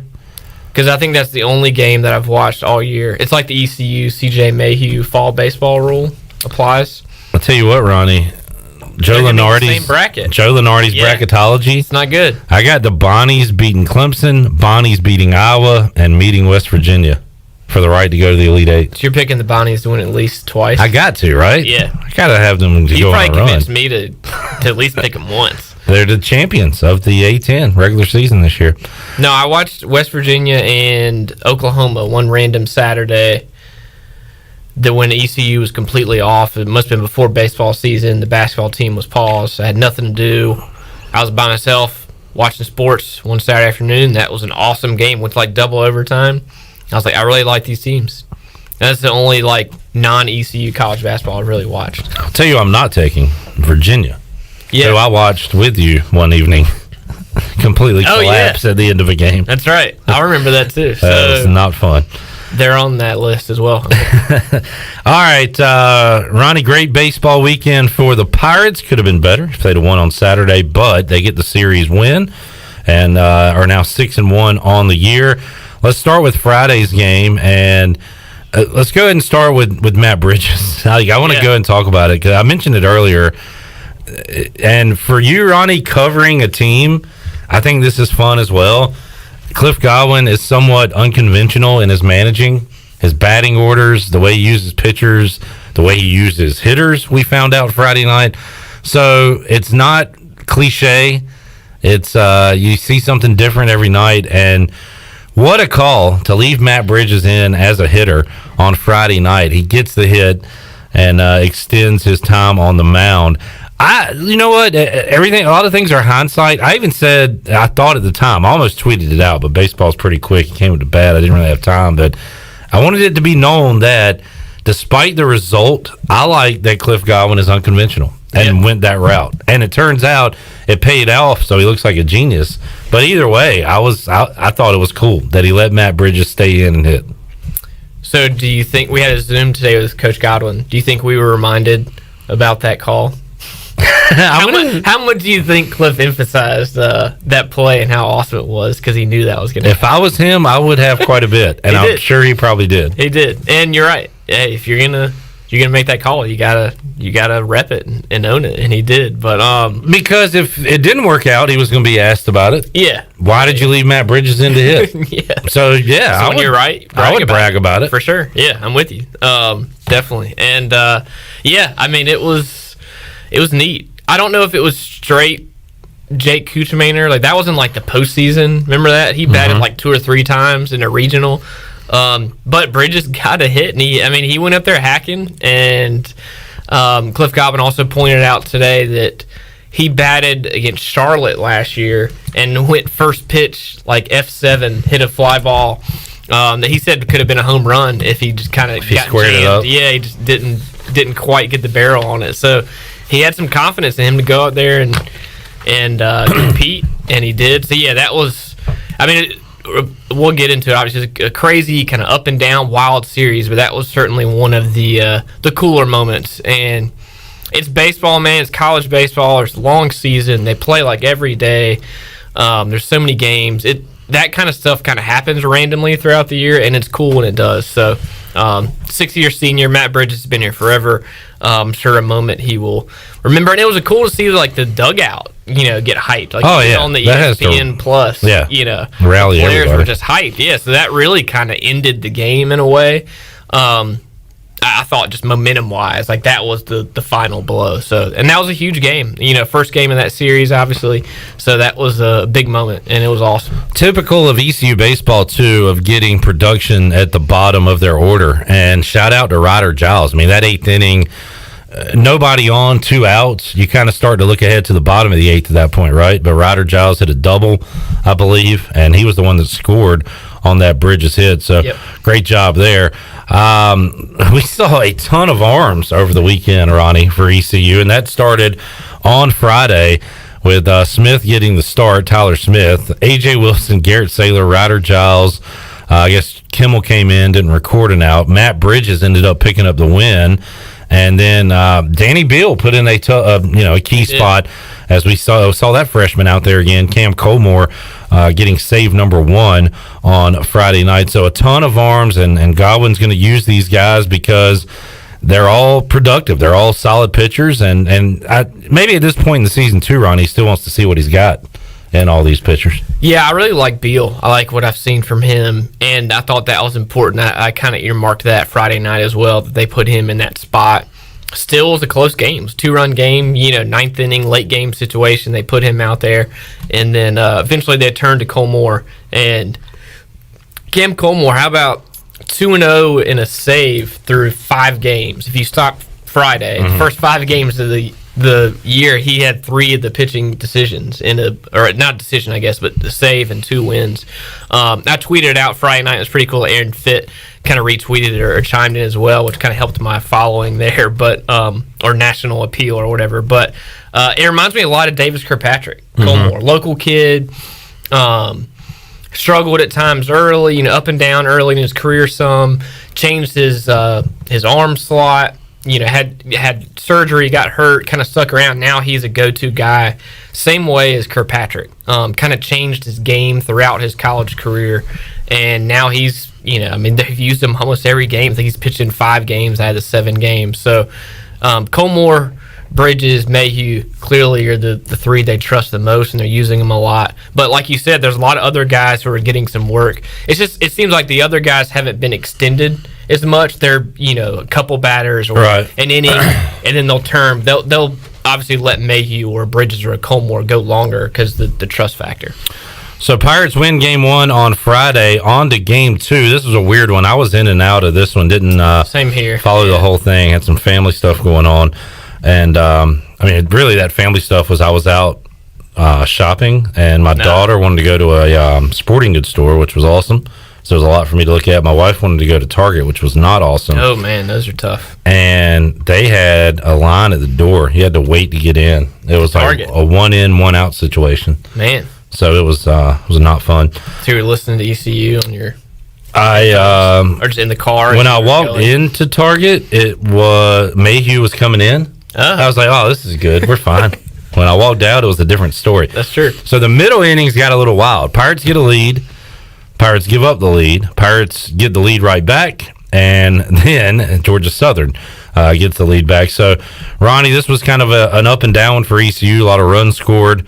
What will be talked about most from this game is obviously the injury to Lane Hoover, who unfortunately might have been the conference player of the week if he'd kept playing. Yeah. He had 3 hits on Friday, 2 on Saturday, but left the game, and we heard Cliff Godwin describe it earlier. Think MMA, think a knee to the face, and he said he definitely had a concussion, according to Cliff Godwin. So obviously we're all hoping he can recover quickly, but I don't know, what stood out to you on Saturday, game 2 of the series? Yeah, that obviously the injury was kind of the weird play, unfortunate play of the day. And speaking of kind of unfortunate, the Mayhew, really that's probably the first bad, rough, whatever outing of his career. Yeah, if you look at last year, a shortened season. This year, I mean, he was just dominant against Duke. I didn't see him pitch. I was kind of like you. I was in and out that day. Watched some of the early part, and then didn't see that inning on TV, like in person. But I know Igo has said that some of the pitches were up, and he just kind of looked, wasn't locating very well. But for him to not get an out, face 5 batters, and then Skylar Brooks came in, face 2, didn't get an out, and so that, just that momentum shift in that one inning was, surprising, whatever, obviously, because it is your best reliever, one of your best relievers, your go-to guys. Can't get an out. But, again, it's part of it. And then we'll get to this with Sunday, but the Hoover thing, Cliff Godwin pointed out today, one, he didn't know how Connor Norby was kind of going to respond, because that's a tough, awkward situation, and how the team as a whole, kind of like Chris Holba, whatever it was now, 3-4 years ago, and he got hit in the face at Houston, and that whole series just kind of shifted. The players didn't know what to do. They just didn't know how to kind of bounce back. But ECU still kind of fought Saturday, even though they lost. They still, were sticking at it and trying to, it's not like it completely threw the game off, and then they won Sunday. So the rallying around Hoover a little bit, it seemed like, especially with Norby specifically being the guy that kind of need him on accident, that was, I thought, a theme, kind of a big point of the weekend too. 2 hits for Hoover, as we mentioned before you left the game. 2 hits for Norby, who then went into the leadoff spot. We'll talk about that in Game 3. 2 hits for Josh Moylan, who was the AAC hitter of the week, homered in that game on Saturday. So that was the Pirates' first loss of the year. How do they respond with a beatdown on Sunday? Pirates are going to win a lot of Sunday games this year, Ronnie. And we kind of talked about it after the game yesterday. Well, you and I talked about it. I don't know if I chimed in on it. You should have. What I was going to say to the question of, do you move Carson Wisenhunt? I was going to say, why don't you just keep him on Sunday and guarantee a victory almost? That's true. But, do you move him up? I don't know. It's only been 2 starts. I'm not ready to move him yet. It's probably a little early. If I'm Cliff Godwin. Yeah. I think in general, I was thinking about this obviously today, and Cliff Godwin addressed it at the end of the Zoom and said, look, it's the same rotation this weekend. And it makes sense. Wisenhunt threw, 95 pitches on Sunday. But I go back in memory, kind of history of the way ECU and Cliff Godwin, it seems like they want to get the rotation ready by conference play, which is April 1st. So you have a month, basically. That makes sense of, to your point, it probably doesn't make sense to change a lot right now, but where you want Gavin Williams kind of that's still out there. What you want to do with Wisenhunt, they kind of have a month, I think, till you get to conference play, and you need 4 starters, so that's a good time to shift up. All right, we're going to go this guy, this guy, this guy, and this guy. So I don't think there's going to be a ton of movement between now and then, but I think when they get to that point, they'll maybe move some pieces. Wisenhunt clearly isn't pitching like a number 3 starter right now. No. He's been dominant. It's just the strikeout stuff, and 2 walks. Yeah, that's a great number. Yeah. Yesterday, the getting into the 7th inning, I think, was big for him. So 95 pitches, but 11 strikeouts to follow up his 10 strikeout performance. Just an amazing start to the season for Carson Wisenhunt. And we saw the debut of Gavin Williams. Yep. Ronnie, 1 inning, 3 strikeouts, had a walk. Pretty typical, throwing 99, typical Gavin Williams outing. 99, it was. And it's interesting because I asked Cliff Godwin about that today. Just what does this mean for Gavin? What do you do? And obviously, they want to be really cautious, and he said he felt good today. Went and got some physical therapy and kind of is getting back into game mode a little bit, but they're not going to start him anytime soon, is what he said. He can't go from 1 inning pitch to 6-7, obviously. So it might be a slow burn, slow process there, but it looks like he'll probably be a bullpen arm again this weekend. And that's the thing. It's a legitimate question. Can he just become a bullpen guy throwing 99 in the 8th, 9th inning in league series? Or do they want him to be that 4th starter? And they have some options there, but they certainly have not made a decision. So that I feel like that's just kind of a wild card to the season. Yeah. Is what Gavin ends up doing, how much he does. We'll see. But yeah, I mean, Sunday all around, obviously, I think those are the two highlights to me was obviously Wisenhunt, and then Gavin comes in and strikes out 3 and is throwing 98, 99. Are good signs, obviously, for the Pirates. Good to see Zach Agnos hit his first career home run, had a 2-for-4 day on Sunday, 3 RBIs and 1 run scored on the dinger. Seth Caddell has homered against every ECU opponent in 2021 thus far. He hit a home run on Sunday, and Connor Norby moves up to that leadoff spot, goes 3 for 4. Cliff Godwin talked about that, Shirley, cut 6. He was asked today if Connor Norby would stay in the leadoff spot, and I found it pretty interesting. He talked about how Connor Norby was a little particular about where he hit and all that stuff, and forget about it. He puts him at leadoff. He has 3 hits. Here's what Cliff Godwin had to say. Well, actually, that's where he hit pretty much the entire fall, and Norby sometimes gets a little weird about where he's in the lineup, so we didn't start him there.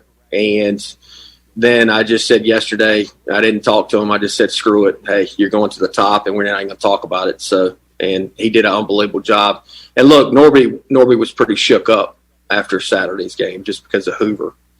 And so I didn't know how he would play, to be honest with you. But he played great. He blocked out, all the stuff that, just he was worried about Hoover, all that stuff, and just went and played baseball, and super proud. And of course, his knee's sore because he ran into Norby full speed. He ran into Hoover's full speed. So he played great yesterday. All right, Connor Norby. How many leadoff guys have we seen so far this year, Ronnie? I guess, has it only been Worrell and Norby? Worrell and Norby. Yeah, and Norby may stick the way he's been hitting thus far this season. I tell you what, we need to get a break in. We'll come back. We'll have more with Ronnie Woodward. We'll talk about the week ahead for ECU baseball. And it was a winning weekend for Pirate athletics all around. Talk more about that, too. When we return on Pirate Radio Live, we're back with you after this.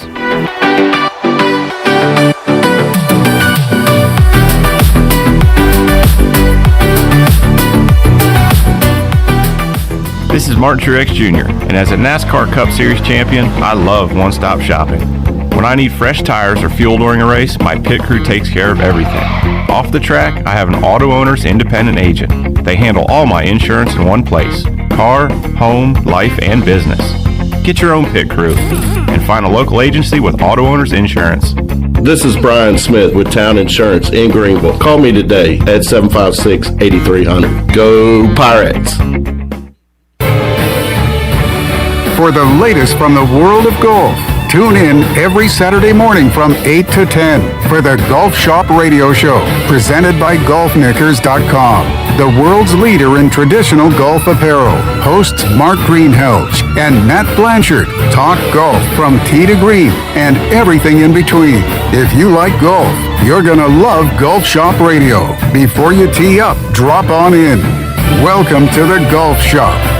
Villa Verde on 10th Street, Greenville's only Dominican restaurant, now features a brand new lunch menu, Monday through Friday, 11 a.m. to 2 p.m. Choose from your favorites like the Villa Verde Burger, the Veggie Burger, the Cuban Sandwich, the Dominican Club, the Villa Wrap, the Vegetable Sandwich, the Big Papi Steak Sandwich, or create your own bowl, all with your choice of side and a drink for under $10. If you're looking for a high quality, healthy, and affordable lunch, Villa Verde is your place. Villa Verde, a platform for good. They say nothing in life is free. Well, we're here to tell you they're wrong. Because when you switch to US Cellular, you can get the Samsung Galaxy S21 5G for free with no hidden requirements. That's right, the Samsung Galaxy S21 5G has launched and you can get it for free with no hidden requirements. US Cellular. Terms and conditions apply. See store or uscellular.com for details. Does the idea of going to your local U.S. Cellular store make you feel a bit uncomfortable? Tired of the hassle of waiting and wearing a mask? Let Toby Williams and his outside sales team take away that worry. They will come right to your home or office and drop your phone off on the porch or at the front desk for you. Saving you time and worry is what the team at Cellular Warehouse is all about. Call Toby today at 252-799-7051 and let them help you with all of your wireless needs. Cellular Warehouse, your local U.S. Cellular authorized agent.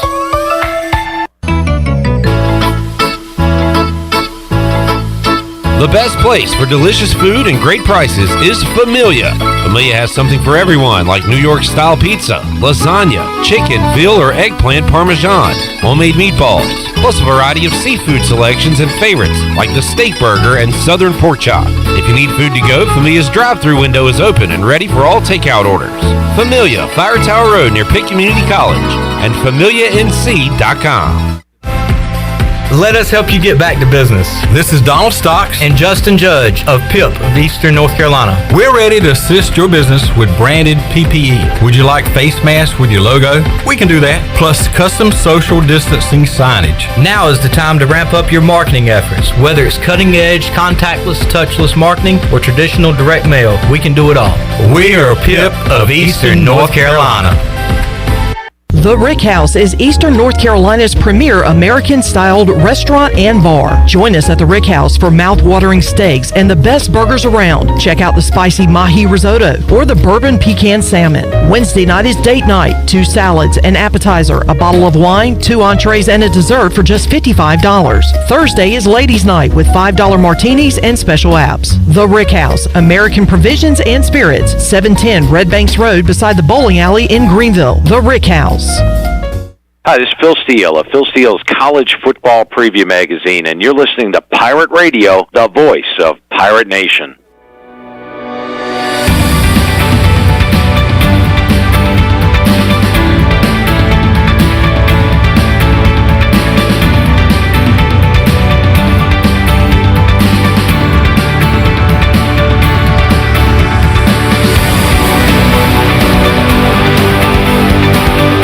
This hour of PRL is brought to you by Tommy's Express Car Wash. Come experience the difference at Tommy's. Now open at the corner of Greenville Boulevard and Red Banks Road. Doesn't your car deserve it? Visit Tommy's Express Car Wash today. Now back to the show. Welcome back. For the latest breaking news, interesting stories, and awesome contests that can make you a winner, be sure to follow Pirate Radio on our social media on Facebook, Twitter, and Instagram at PR927FM. Join the close to 50,000 followers today at PR927FM. Now let's head back into Pirate Radio Live. Here's your host, Clip Brock. All right, in the midst of a Bud Light ECU report brought to you by Bud Light, who reminds Pirate fans to always stay in the game and drink responsibly. Bud Light, the official beer of ECU Pirates, and proudly distributed by Carolina Eagle Distributing since 1989. Pirates 2-1 over the weekend, 6-1 on the year. They'll be home Wednesday, 4 o'clock against Old Dominion. They will be home this weekend against Appalachian State. And we'll talk to a name some might remember, Britt Johnson, former member of the ECU football team, is an assistant coach on the App State baseball team. We'll talk to him later this week on Pirate Radio Live, get a Mountaineer scouting report coming up later on in the year. Ronnie, as we mentioned earlier in the show, great weekend for ECU athletics all around. I witnessed a volleyball victory over North Carolina yesterday. Historic, right? A historic victory. Shirley saw a lot of softball victories over the weekend out at East Carolina, and women's basketball picking up a win as well. I saw that one. And so, yeah, we witnessed a lot of ECU victories over the weekend. Yeah. And a blowout women's basketball victory, too, right? It was. Yeah, they were down by 1 at the half and then just turned it on in the second half. They're looks like the women are probably going to finish in 6th place in the league. There's going to be 10 teams for the conference tournament. They could slip to 7th, I think, with tiebreaker or something, depending on what happens tomorrow night. But they're kind of sitting there and trying to kind of solidify that 6th spot. So they played well, especially in the second half. They had a slow start. But yeah, that was good to get out there. And I haven't covered one of their games in person in a while, so good to mix that back in Saturday. How was volleyball? I kind of sat there. It's the first game I've done in a while, and was like, "Is this what's supposed to be happening right now?" Like they just dominated three sets. It's over. It was over in an hour and a half. There you go. Like I felt like I didn't even earn my paycheck there, but I certainly did. I assume the players were pretty hyped. Yeah, like it was. Although, and I don't know how. Look, I'm not going to pretend I know like who's good, who's bad in volleyball. North Carolina had a good record. ECU in year one of a new coach, Coach Augustine, did not have a great record. So it kind of felt like, I don't know, business as usual for the players and coaches. Like, hey, we were the better team, and they dominated. So that was great to see on a Sunday. Pirates picking up a win. That's why the ACC never comes around here, because when they do, they typically lose. And what a week it was with Duke losing here in baseball last week. And so great for them. For baseball this week, Ronnie, you've got a midweek date against Old Dominion. You've got a weekend date against App State. For Old Dominion, with Carter Spivey's injury, which was a shame because he was 5 up, 5 down before a couple of walks and then taken out of the game last midweek against Duke. Is it going to be staff day coming up Wednesday for ECU? Yeah, Cliff Godwin said Spivey was not going to pitch Wednesday, wasn't going to be the starter. Said Gavin Williams was probably not going to be available Wednesday either. They want him to be ready by Friday. So he didn't commit to a definite starter either way, which, maybe tells me one of the freshmen or a staff day, or it looks like kind of whoever is fresh and makes the most sense to be the starter, but I don't think it's going to be a hey, go out there for 5-6 innings type of thing. I could definitely see a lot of arms used. That's going back to that Duke game. That was so weird about Duke was Spivey we thought was going to have the full length as a starter, and he go 4 or 5. Yeah. And throw it over the pin. Didn't get out of the second inning, right? So at that point, if I'd have said they're only going to use 2 pitchers the remainder of the game, you would think I was crazy. Yeah. But again, unconventional managing. I like it. Yeah. So I don't know if they want to do that again this week. I'm assuming they do want to get a lot of different arms, because you could see maybe that had an effect on Mayhew for Saturday. Maybe not. But they still used Cam Colmore quite a bit. They did. Yeah. So, I mean, Colmore has some Ryan Williams in him. If he keeps getting used like this, he's going to be like, 10-4 with 6 saves. Like just have all the decisions, basically. That Ryan Williams year, that one year, was unbelievable. He was involved in like every game, but never like started. He was just used all the time in weird situations. Colmore, at least through this very early small sample size, has that ability, I guess. But Cliff Godwin keeps talking about he's got really good bounce back, so he has a good radar, obviously, on who can do what and how much rest they need and stuff. But Wednesday's gonna be interesting. To your original question, I think it's gonna be some version of a staff day and kind of your classic midweek college baseball setup. Ronnie, too early probably, but have you seen enough of guys that aren't starters in the lineup? We've seen a ton of arms and talked about them. How about position players that have come in? Maybe if the game's gotten out of hand, this will be a better question a month from now probably, but anybody you like that you've seen hitting so far this season? I think the Riley Johnson thing, he's kind of been the first guy off the bench or gotten a lot of that, and that now is with Lane Hoover out. We don't know exactly how long. But I think and really, got his first hit yesterday, I believe, right? They're similar profiles, small, speedy outfielder, your classic. They look, if you put them next to each other and didn't have their jersey of which was which, you maybe would get confused who was who. So, I think he's going to step into a big role. So I think that's just naturally going to happen.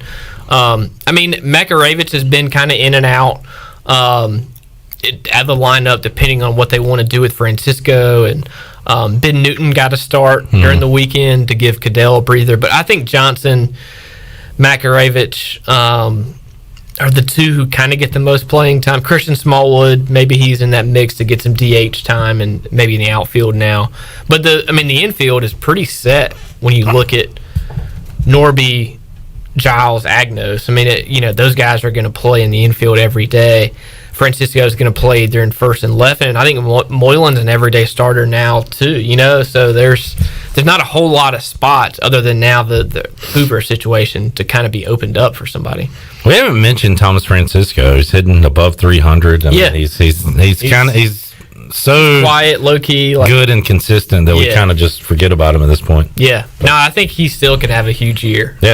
Because of that consistency. He might not go in like the streaks of a Norby or a Moylan, the up and down nature of some of those guys can get really hot. But you're right. I think a lot of times he goes 1 for 3 with a walk or 2 for 3 with an RBI. And if you do that kind of every game, his stats by the end are going to be fine. So I think Francisco could really have a good year and might be his last year in college, if he puts it together for a full season. Charles says, any concern on Mayhew? Well, again, it was his first bad outing of his career at ECU. I'm going to need to see 3 or 4 more bad outings before I'm concerned the slightest.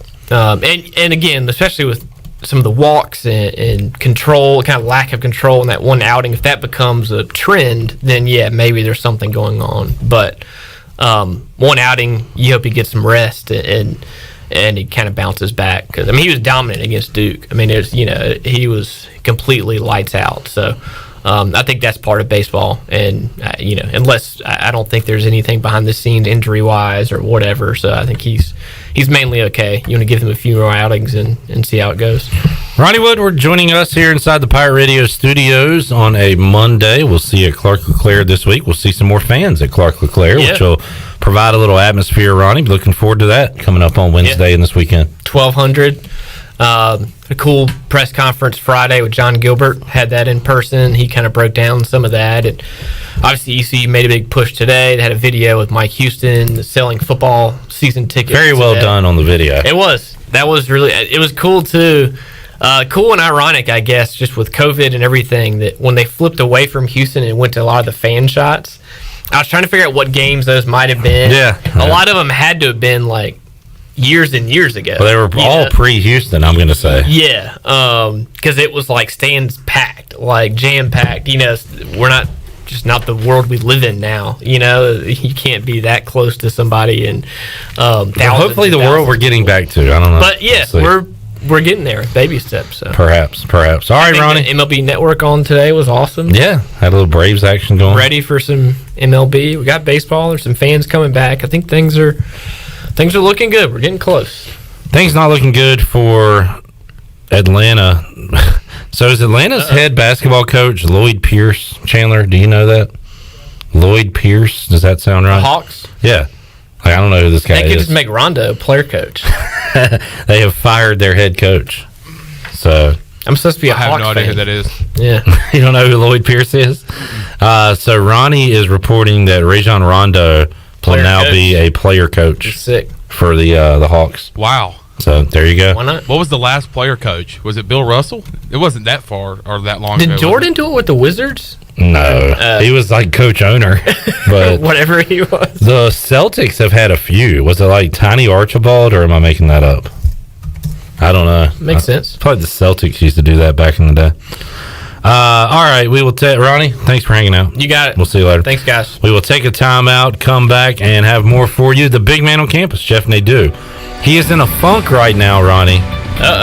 When you're in a gambling drought, how do you get out of it? We'll ask Jeff Nadu double when we return. That's all you need. On Pirate Radio Live, back with you after this.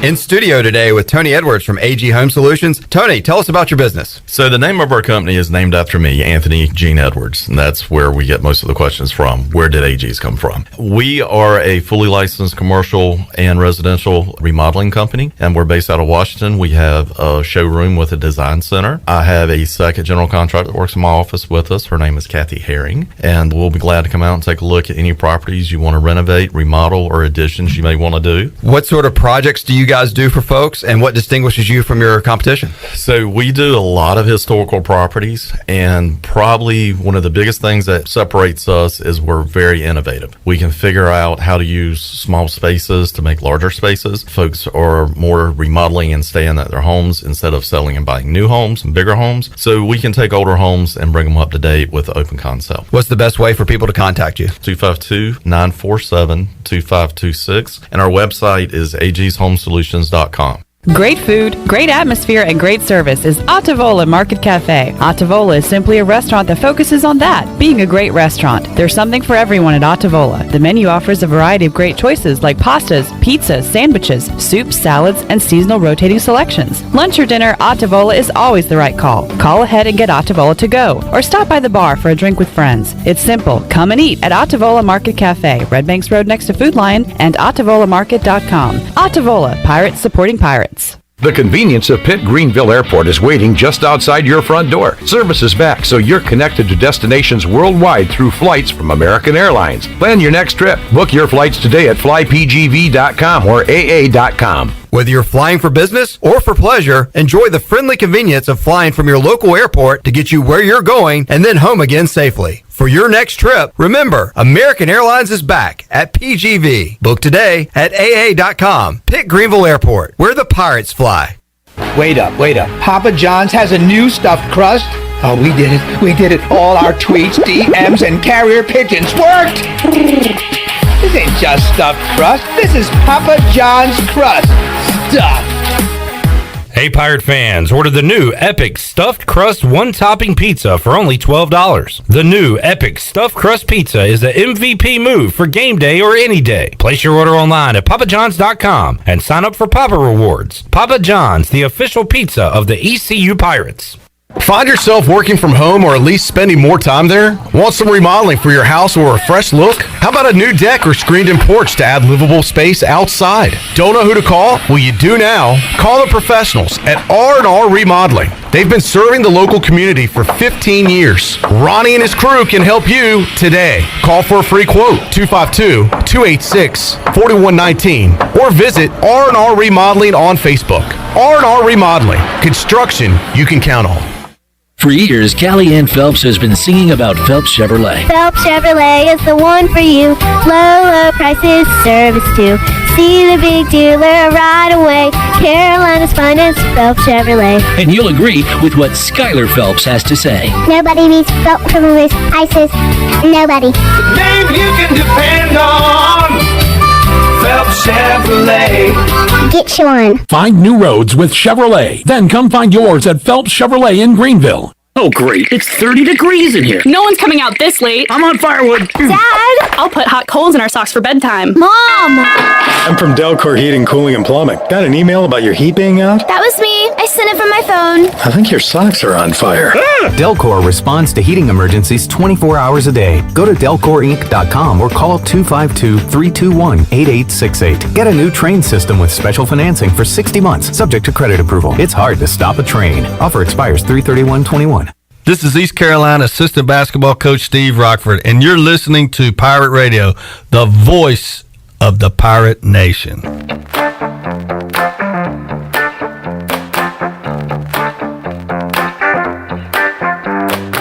This hour of PRL is brought to you by Tommy's Express Car Wash. Come experience the difference at Tommy's. Now open at the corner of Greenville Boulevard and Red Banks Road. Doesn't your car deserve it? Visit Tommy's Express Car Wash today. Now back to the show. Welcome back. And not only can you catch Pirate Radio Live on Facebook Live, you can also catch it on YouTube. All you got to do is go to YouTube, search for Pirate Radio TV, and you can watch this show and all our other shows during football season. At any point in time. You can watch it live, and you can go back and catch it if you missed it. Just go to YouTube, and once again, search for Pirate Radio TV and click on the subscribe button. Now let's head back into Pirate Radio Live. Here's your host, Clip Rock. All right, thank you, Shirley Rhodes. Chandler Honeycutt also producing today's show. As we went to break, the Hawks coach got fired, so Ronnie said that Rajon Rondo should be a player coach. We were talking about who's the last guy to do it. Chandler, did you say Bill Russell? He's not the last guy to do it, but he was very successful. 162 and 83 as a player coach. Wow. So he probably just played himself a lot and won a lot of games. Looks like the last to do it was Lenny Wilkins. That's how he was able to pile up so many victories. That was back in the 70s. We have not seen a player coach since the 70s. So there you go. I've always thought of myself as a player coach type, Clip. Well, Troy, you don't get into this game until 5 o'clock, so stay on the bench for right now. We have to go out to the Fixed NC Live line and talk to the big man on campus about what's going on in college basketball tonight and look ahead at the week of hoops. And he joins us now. Jeff, how you doing? I'm okay, Clip. How are you? Hey, doing all right. I've hit a bit of a rough patch here. I'm not alone. You are in a similar boat, and You don't never like to have this conversation, Jeff, but I think it's a good one to have, especially for guys like me and our listeners that go through a rough patch from time to time. I know the big man's been struggling a little bit. So how do you get out of it, Jeff? Do you just do what you've always done? Do you take a few days off? Do you change things? What do you do when you hit a little rut here in a season? Yeah, I think ultimately it's a really good question because you never want to have the conversation. But anyone that does this every day, whether it's gambling, whether it's stocks, whether it's anything that has numbers and statistics involved, you're going to take time where you're going to have trouble. And for me, this is probably the worst streak I've had since 2 or so years ago. I'm normally pretty good as far as just not going through really long rough patches. I just try to do stuff different, try to take a day off just to kind of refresh. It's hard, though, because I've tried everything, and it doesn't seem to fix much. I've noticed kind of looking back and just looking at volatility as far as where the volatility is coming. Is it stuff that happens every year? And I noticed a lot of the time, Clip, it happens in college basketball, particularly at the end of non-conference play, heading into conference play, around that Christmas time. And then at the end of the year, where it's that bridge between ending the season and conference tournaments and the tournament.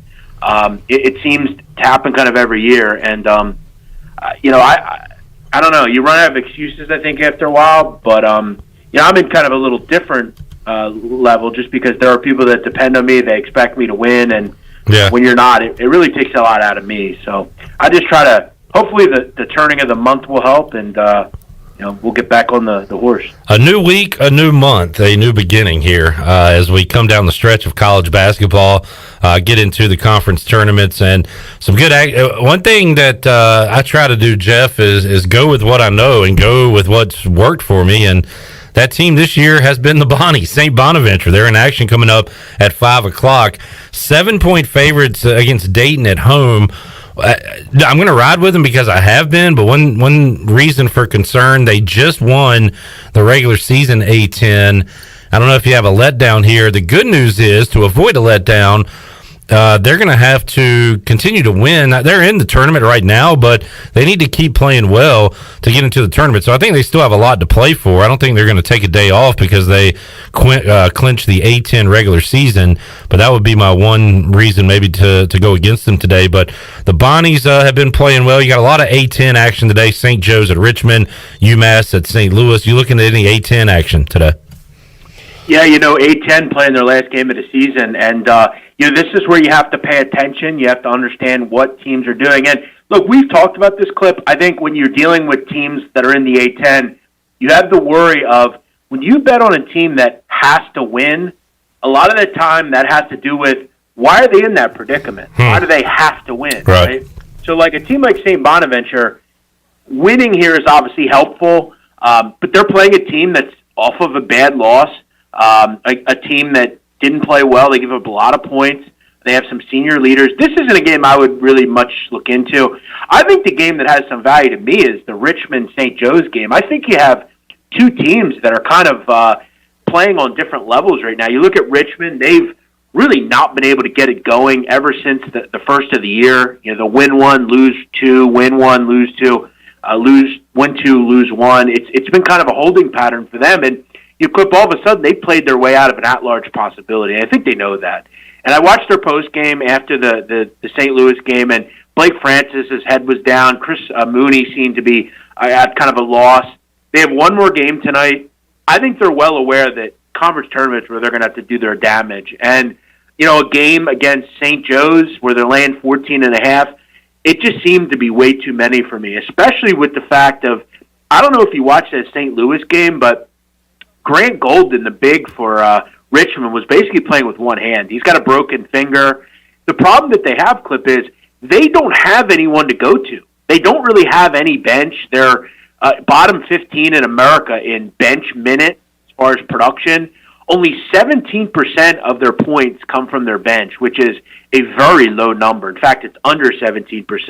This is a group that's built on their starting five. And if you have a kid like Golden that's having issues, they run their offense through their big, and it really hurts them. And I see a team in St. Joe's who has won 2 in a row. They've got their best player, Ryan Daly, back. They put up 90-plus over the last 2 games. I think they can hang in this game, and I think they're up for it. I watched their body language against Dayton and against LaSalle.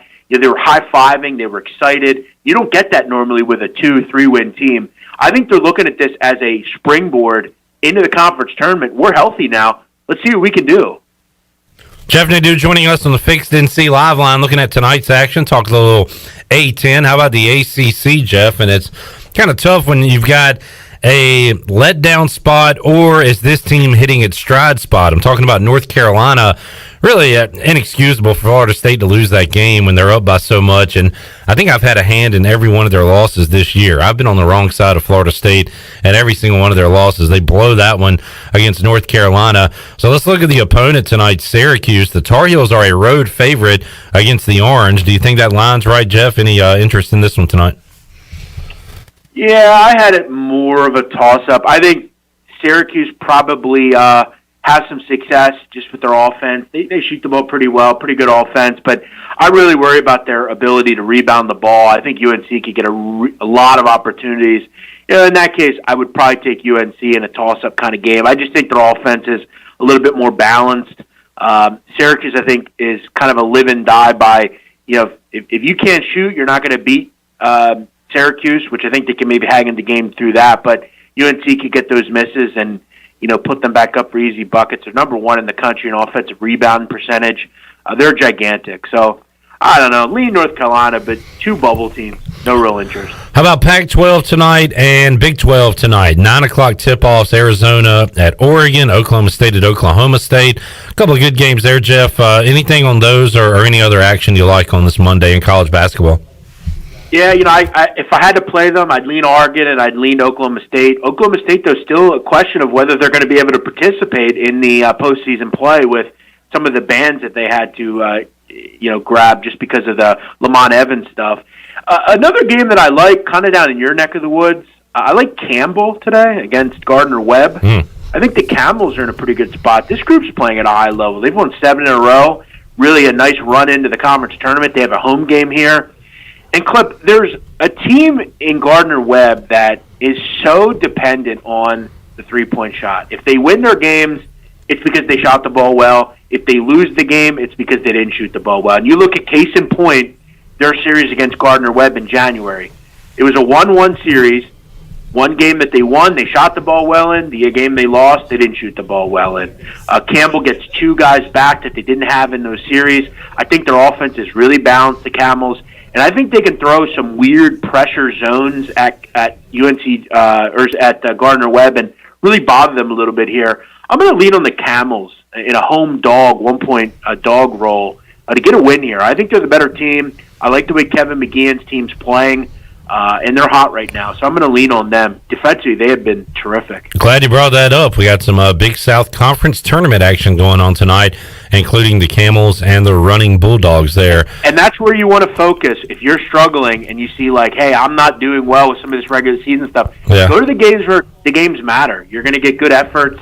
That would be kind of where I direct my looking tonight. Jeff Nadu joining us on the Fixed NC Live line. Jeff, mentioned Florida State blowing a big lead. You want to talk about inexcusable losses? How about the Kings last night, up by 8 with 1:09 left to go, and somehow the Hornets come all the way back and win. Charlotte right back at it tonight, and they are 7.5-point underdogs at Portland. They'd be dogs anyway, but emotional win last night. We'll see if they have their legs. Hornets had a lot of guys out. Chandler, do you know if Hayward and players are returning tonight for Charlotte? I hadn't really looked that up, so if you're going to get involved in this game, make sure you know who's playing. But how about Buzz City, my Hornets, last night, big man? Yeah, they played with a lot of moxie, man. They really have they don't really let down, man. They never give up. They never stop playing. That's what you get with a young team. And, it was no more obvious last night. Terry Rozier didn't play real well in 30 minutes, but P.J. Washington carried them. LaMelo Ball carried them. This is a fun team to watch. And I'm going to tell you right now, I have no interest in laying 7.5 with the Portland Trailblazers. I don't know if you do, but I definitely don't. I don't really put a lot of stock into back-to-backs with teams like the Hornets. They play a lot of the time just on their euphoric sense of, we're young and we'll be fine. They're not burnt out yet, Jeff. They're still young and dumb enough to, play well in the back-to-back. I am now, Clip. I don't take days off when I work out. It's 7 days a week. There you go. For a little bit, yeah, but once you get the legs moving, you're good to go. And look, the Portland Trailblazers are horrific defensively. So, I just feel like this is one of those 126, 122 types of games. I'll definitely lean on the hot Hornets who, by the way, folks, are basically 500. If you'd have told me that, I'd told you you're nuts.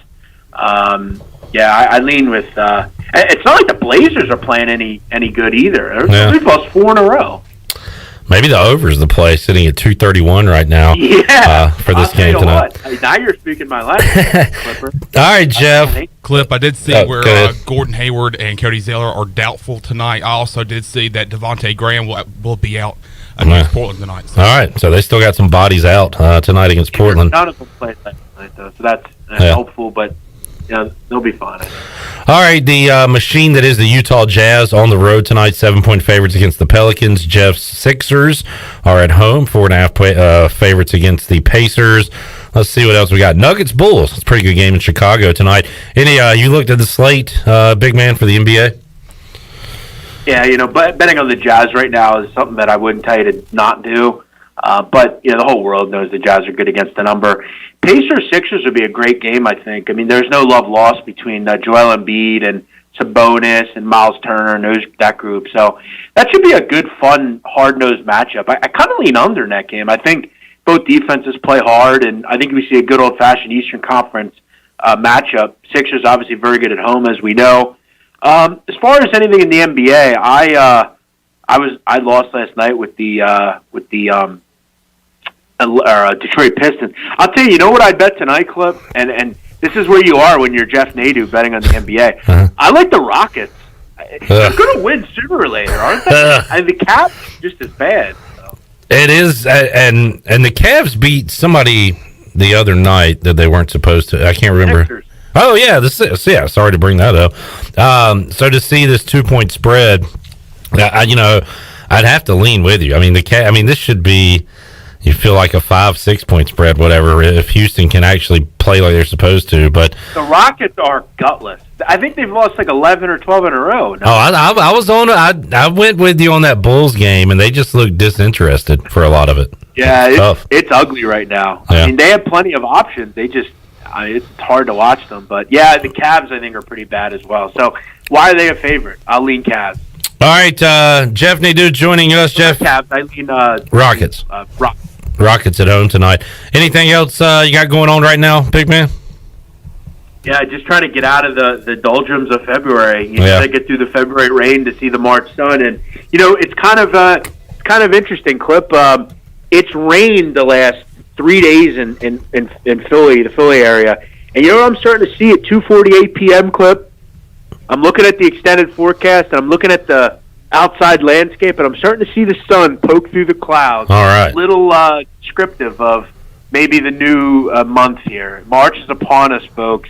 It's time for madness. Let's not worry about what happened in January and February. Let's get after it.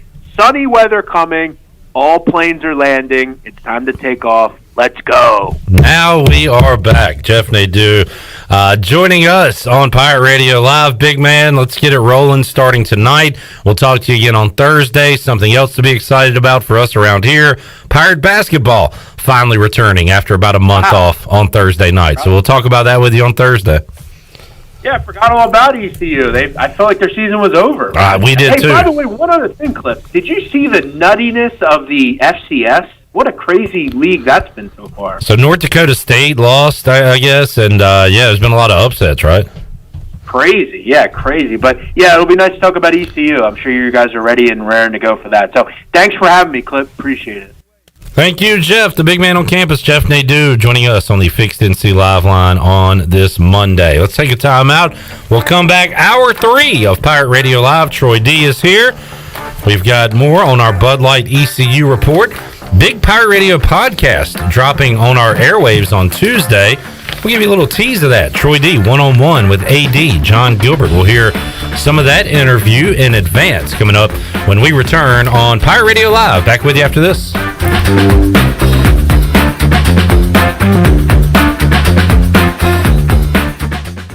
A car wash experience like no other is here at the new Tommy's Express. You'll enjoy a gentle belt conveyor ride through our bright, inviting wash as luscious foams and soft cloths treat your car like new. After a final rinse, wax, and blow dry for a beautiful spot-free shine in just about 3 minutes, help yourself to our free vacuums and mat washers. We're Tommy's Express. Tommy's Express Wash, now open on the corner of Greenville Boulevard and Red Banks Road in Greenville.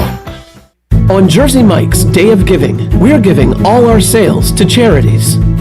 Order a sub on Wednesday, March 31st to support a great cause and get free delivery with our app. Jersey Mike's. Be a sub above. If you can make a difference, you should. At Jersey Mike's, it's this simple philosophy that spurs us to celebrate our month of giving. This March, enjoy a sub and donate to a great local cause. Jersey Mike's. Be a sub above. With rates being historically low, now is the best time to buy or refinance your home. This is Talbot Green with Angel Oak Home Loans. Now is the time to take advantage of the opportunity to buy more home or refinance your current mortgage. The combination of our local team's experience and Angel Oak's wide offerings of products from standard conventional, government, and portfolio loans has something for most financial situations. For more information, call Talbot Green, Joanne Weir, or Wanda Hager at 751-2060. NMLS 1719250 and 685-842. Equal housing lender. The best place in Greenville to unwind and have fun is AJ McMurphy's. AJ's is open every day with great food and great drink specials. During the week, stop by for open mic, music on the patio, or sports trivia with me, Clip Rock. The weekends are made for sports and live music. Watch every game from NCAA hoops, NHL, NASCAR, plus live music every Friday and Saturday night. Plus, stay tuned. The countdown to St. Patrick's Day is on. AJ McMurphy's, Turnberry Square at Bell's Fork, and online at ajmcmurphys.com. They say nothing in life is free. Well, we're here to tell you they're wrong. Because when you switch to US Cellular, you can get the Samsung Galaxy S21 5G for free with no hidden requirements. That's right, the Samsung Galaxy S21 5G has launched and you can get it for free with no hidden requirements. US Cellular. Terms and conditions apply. See store or uscellular.com for details. This is Brandon Tate, owner and operator of Atlantic Wireless, an authorized agent for US Cellular since 1997. Visit atlanticwireless.com to find a store near you. We go beyond the call. At Tiebreakers, we admit we have a bit of a problem. People love our wings so much that they're starting to sell their home TVs just so they can watch all the sporting events here at Tiebreakers. Seriously, we're glad you love our hand-breaded, hand-cut boneless wings that much, but we really need you to go home at the end of the night. It's okay, we'll be here tomorrow. And when you come back, bring a friend with you. For great food, great friends, and cold beer, we'll see you at Tiebreakers. Tiebreakers, break the chain, eat local. For the latest from the world of golf, tune in every Saturday morning from 8 to 10 for the Golf Shop Radio Show, presented by GolfKnickers.com, the world's leader in traditional golf apparel. Hosts Mark Greenhelge and Matt Blanchard talk golf from tee to green and everything in between. If you like golf, you're going to love Golf Shop Radio. Before you tee up, drop on in. Welcome to the Golf Shop. Hey, Troy, have you heard about The Place? No, Jason, what place? It's The Place. It's Washington's newest restaurant on the waterfront. The Place is located in downtown Washington in the Harbor District with waterfront seating in the back. We're open for bistro-style lunches Tuesday through Saturday from 11 to 2 and elevated comfort-style dinners Thursday through Saturday 5 to 9. Plus, Sundays, we have the best Southern brunch in town. Man, that's awesome, Jason. The Place sounds like the place to be. It is. We look forward to seeing you there. The Place in Washington, North Carolina. This is Pirate Radio, WGHB Farmville, 1250 and 92.7 FM Greenville, WDLX Washington, 930 and 104.1 FM Washington.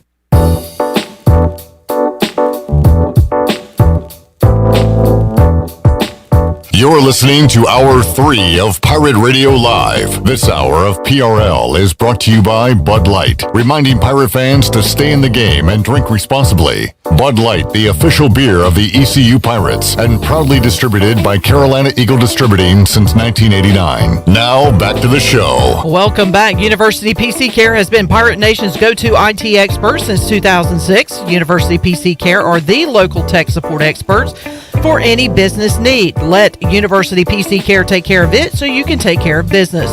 Visit universitypccare.com to learn more today. Now let's head back into PRL. Here's your host, Clip Brock. Alrighty, thanks, Shirley Rhodes. Welcome back into the program. Hour 3 of Pirate Radio Live.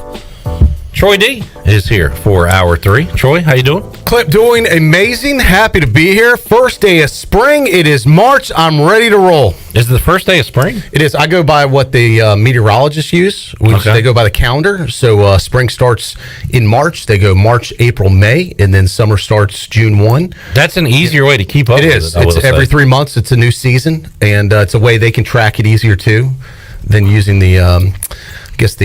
astronomic or astronomy guide type is the other, officially, if you go by that, it'll be like the 19th or 21st or something. But I like to go. I'm wearing shorts, so I'm down with it. I started my day in exercising outside in a t-shirt and shorts. Stat to consider.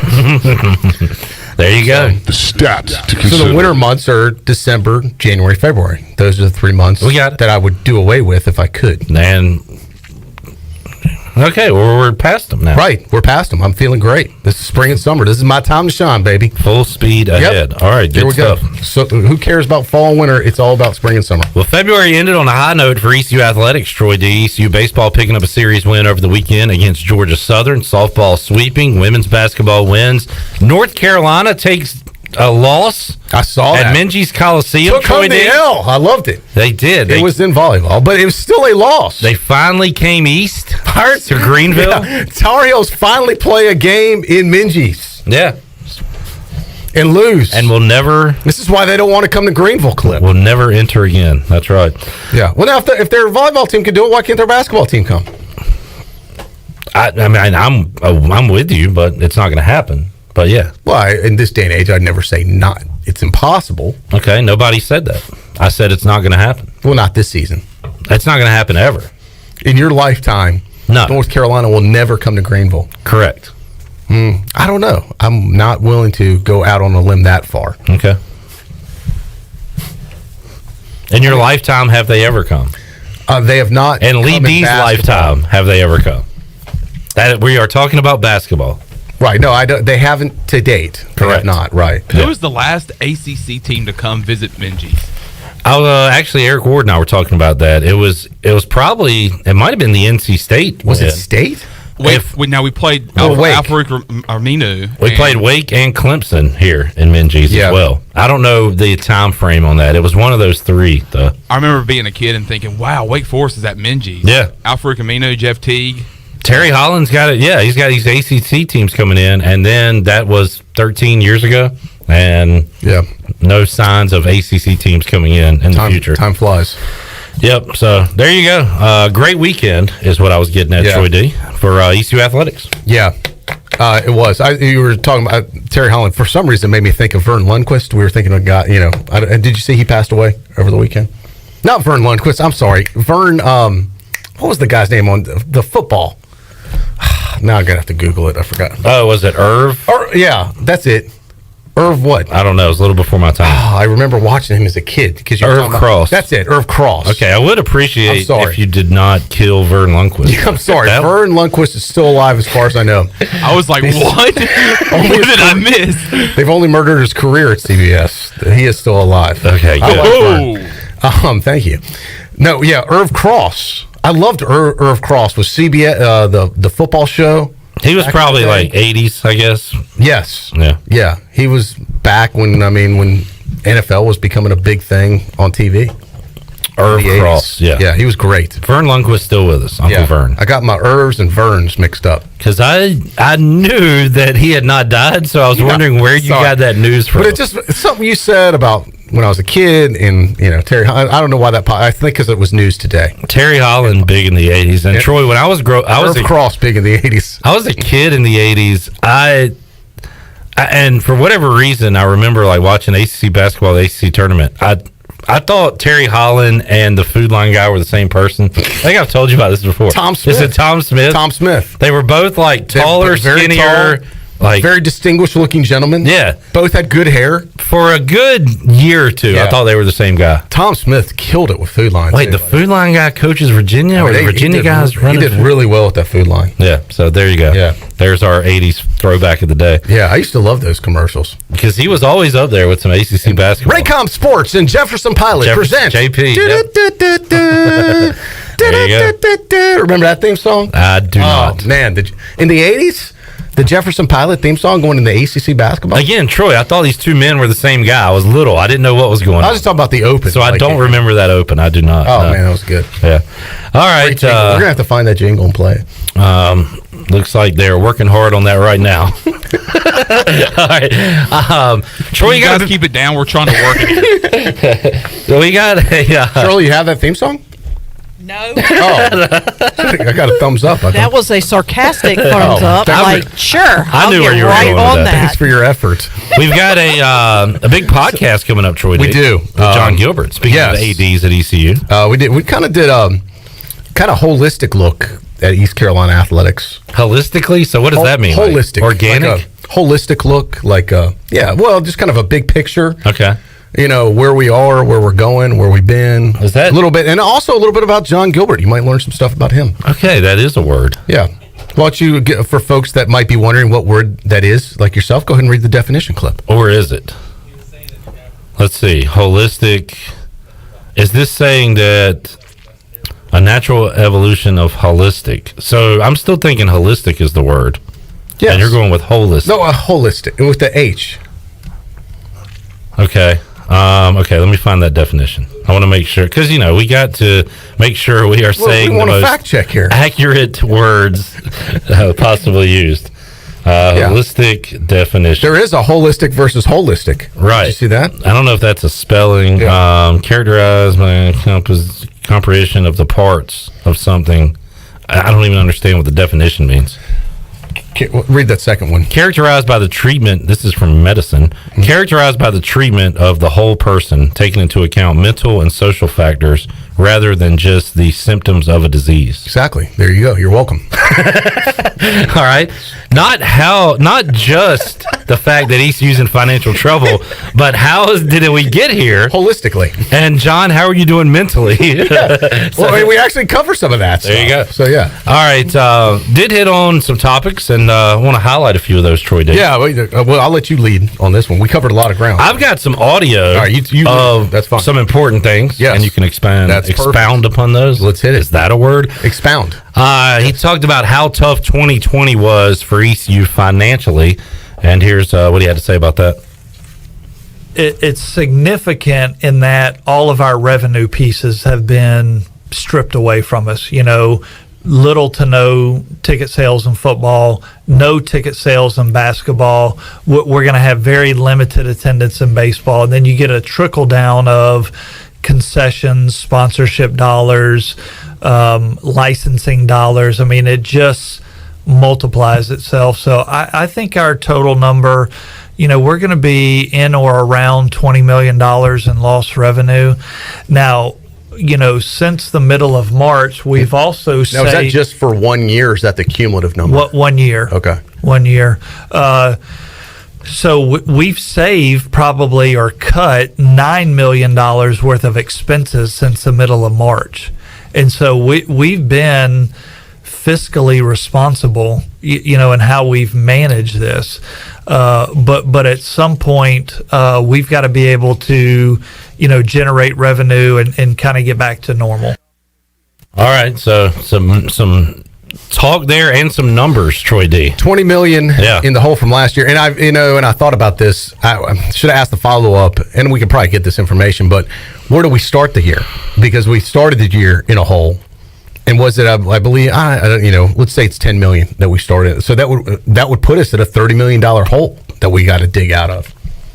And I'm just saying, if we went into the year with a $10 million hole, and maybe it's $5 million. I don't know. I'd have to check and see what was the deficit going into 2020. If you're wondering what the ramifications were of the COVID year 2020, there you go. But we're at $20 million just in that 1 year. In that 1 year, and that's not counting the cumulative effect of the years before. So that's what I'm saying. Where we got some financial issues to dig out of. That's why it's, they're not overblowing it. It's a significant hole. And as you guys talked about, and as a lot of people know, the financial issues were issues before COVID, correct, pre-COVID. Yeah. So it's a lot of digging has to be done to get out of that hole. Digging or climbing? Climbing, I should say. We've done the digging. Yeah, we need to stop digging, Clip. You know how they get out of a hole?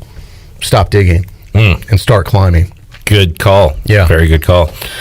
John Gilbert had his own personal ideas and opinions on what conferences could look like, conference affiliation. Yeah, I thought this was interesting. Troy D. I really did. And here's John Gilbert on that. This is just my own personal opinion, no one else's. I do think when you look at conference membership, and let's look at where the dollars come from being in a conference. They come from essentially TV money, your TV contract. And the TV networks will tell you they're paying 80% for football, 20% for men's basketball. That's really what they're funding. Mm-hmm. So would it make sense for us to be in the American, which I think is a great conference for us of where we are? Could we be in the American Athletic in football, men's and women's basketball, but maybe be in a more regional conference for everything else? Now, the reality is probably a lot of the big conferences want nothing to do with that, which makes it difficult from a scheduling standpoint. But things like that make a lot of sense to me on what the future could look like. All right, John Gilbert there, and he's, I think, speaking from a what makes sense standpoint and financially sense standpoint with that, Troy D. Hard to disagree with him on that side of it. And as I said, in the podcast, I referenced when back in the 80s and good part of 90s, we were, I think most of the 90s, I guess, independent in football, and then you had your Colonial Athletic Conference for everything else. And that CAA conference was, I thought, a great conference to be in, especially for at the time. Now, that conference has completely changed, so that wouldn't be a fit anymore.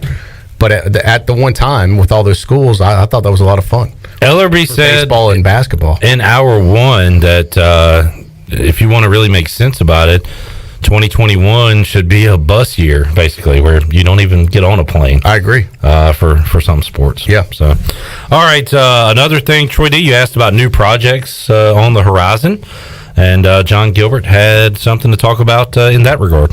One thing that I'm working on is a second weight room. We really do need an additional weight room space. We're working on that now. For athletics? For athletics. That wasn't part of Grady White's gift going to help fund that? Yes. We'll target some of that money to help fund a second weight room. We still have some approval processes to go through, but working towards that. But that would help where multiple teams can work out at the same time, where everybody's correct. not fighting for the same equipment at the same time. That's correct. Most places, every place that I've been, they've had multiple weight rooms. Yeah. We've had one, and the one we have is extremely nice. I'd like to have kind of an auxiliary weight room where we have additional space where more student athletes can get in. Yeah, and if football's working in the Murphy Center, then the baseball team could work out at the other one or some other team. And I think, the other piece, obviously, I'd like an indoor football building.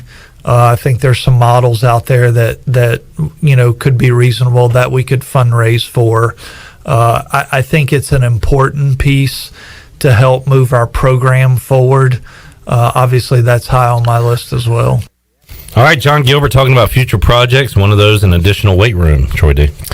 Yeah, and I do think that's needed. I think you've got so many sports all fighting for the same area, basically. And it would free things up if you had extra space, if you something closer to the baseball stadium, perhaps. I know they were talking about building where, football obviously has priority in the Murphy Center, but then you've got every other team that's wanting to get in there too. So if you had another facility, you could have a lot of the non-revenue sports wouldn't have to compete with the football team to try and get in there. And then you'd still have the Murphy Center to use when football's not in there. So I think that would, and we talked about that too. A big part of Grady White's gift was to help fund that. So they're working on the area and where to put that. And it's a good move, you know. So, and look, an indoor football facility, we've been talking about it forever. That can also be utilized by all sports. Every sport could use that. And as much as we've seen, as it rains here, it would not go unused. I think that facility would be used all the time. A lengthy discussion with John Gilbert. You will be able to hear this on our airwaves coming up Tuesday at 6 o'clock. But folks, Troy will be able to download that also where they get their podcast. Yeah, we're working on one. We're going to run that shortly, I believe, Tuesday at 6. Am I right about that? As I just said. Okay. Yeah. Tuesday at 6. We're working on getting it up on the Pirate Radio Podcast Forum, and we're also going to try and serve it up on YouTube, on our YouTube page. So once the video version. Correct. We'll have a video of it in its entirety, commercial free. So hopefully by tomorrow we'll have it all up on our online platforms, but we'll also air it on all 4 radio stations and all of our website and through any mobile way you listen, coming up Tuesday at 6. Brian Bailey Show coming up to Monday at 6, and then the Pirate Radio Podcast, Troy D. and John Gilbert, Tuesday at 6 o'clock. Let's get a break in. We'll come back. We got to open up the booty bag also at some point today. We'll do that coming out of our next segment, so stick around for that as we will make you a winner. More to go on Pirate Radio Live here, Hour 3 on a Monday. We're back with you after this.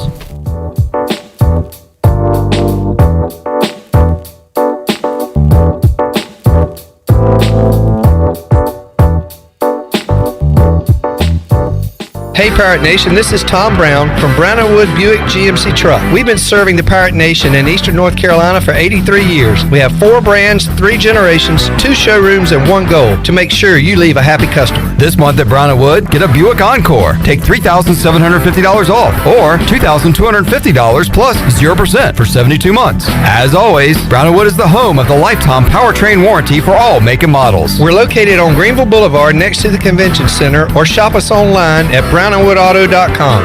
In studio today with Dr. Shondell Jones from Kinetic Physical Therapy. Dr. Jones, you guys can help people with any aches or pains. Yep, we sure can. As it's getting warmer, we know more people are outside wanting to be more active, and we know spring sports are in play as well. And so if you've got a knee or ankle injury, whether it's just a strain or a sprain, we've got specialists there to treat the weekend warrior and the athlete. For more information, visit us online at kptonline.com or call us at 364-2806.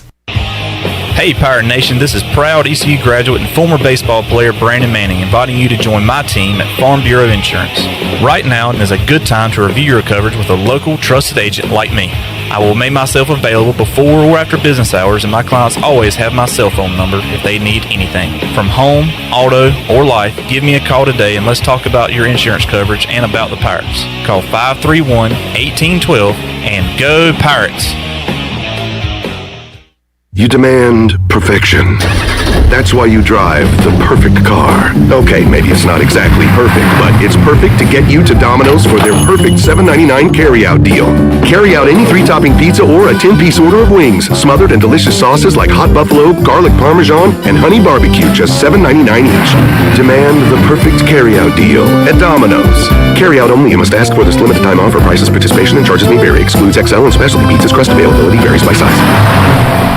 Hey, Eastern North Carolina, this is Miles Minges. And this is Landon Minges with Minges Bottling Group. We are proud to announce that Pepsi is once again the official soft drink of the ECU Pirates. That's right, Miles. Our family's purple and gold roots run deep. From founding members of the Pirate Club, alumni, and even a team physician, our support over the last 60 years has never wavered. We are Pirates. We're excited to be back at ECU and are honored to serve our great customers throughout Eastern North Carolina. Not only is this the birthplace of Pepsi-Cola, this is our home. Cheers, Pirate Nation. I like the sound of that. Support local, drink local, stay safe, and drink Pepsi. Have you ever seen those exotic aquariums like the guys do in Las Vegas on television? You ever thought about having one of these aquariums in your business? It's more affordable than you think. This is Hal Pruitt with rentafishtank.com. We can make having an aquarium in your business turnkey with no work, cleaning, or hassles for you. Rentafishtank.com creates a relaxing atmosphere and keeps children occupied. Rentafishtank.com already services many dental, pediatric, and doctor offices, plus hospitals and senior living centers. Check us out at rentafishtank.com. In studio today with Cold Cut, also known as Tony McKee to his friends and family. Why F3? I come to F3 because it's family for me. My biological family, they're way out of town, and F3 has been a family, no joke. The fellowship and the camaraderie and being able to hold each other accountable, that certainly is important for young men that come our way. So I'm glad to be able to be a part of someone's life. And sometimes church is once a week, and F3 can be every day. One letter, one number, F3. Learn more today at f3enc.com. There's no better time to drive away with a quality pre-owned car, truck, or SUV from Greenville Auto World. Greenville Auto World is your authorized rough country dealer. We specialize in lift and leveling kits along with custom wheel packages. Whether you're looking for ground clearance or enhancing the appearance of your vehicle, trust our team for your off-road experience. Greenville Auto World, 3840 South Charles Boulevard across from Hardee's at Bell's Fork, or online at greenvilleautoworld.net. Pirate Radio. This mother is still rocking. We're just glad to be here alive and kicking butt on Pirate Radio. Let's go. The voice of the Pirate Nation.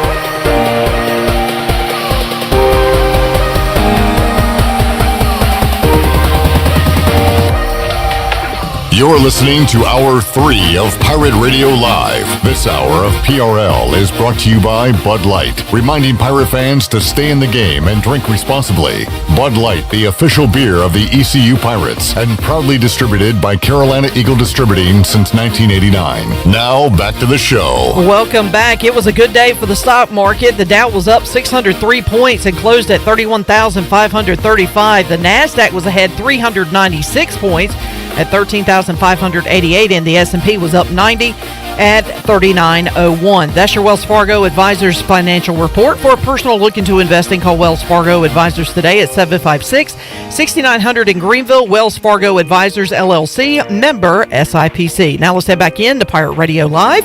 Here's your host, Clip Brock. All right, thank you, Shirley. We're going to see a bit of an uptick in fans for ECU baseball coming up Wednesday and this weekend, and I just saw this on Twitter. An ECU fan asked the official Duke baseball account if they were going to have fans for ECU and Duke next week. They play next midweek.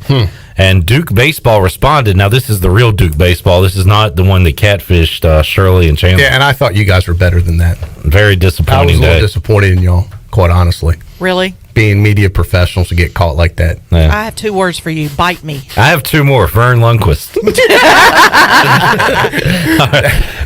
Duke baseball says, we appreciate your support. They weren't supporting you. But Duke University will begin its spring sports seasons without spectators at home events, extending a policy that was in place during the fall and winter seasons. Yeah. So that goes back to Troy. Just because you're allowed to doesn't mean these schools will. Correct. ECU will have as many as possible at sporting events, at baseball games. Duke will not. It's kind of like freedom of speech. Just because you can say something doesn't mean you should. Another life lesson right there.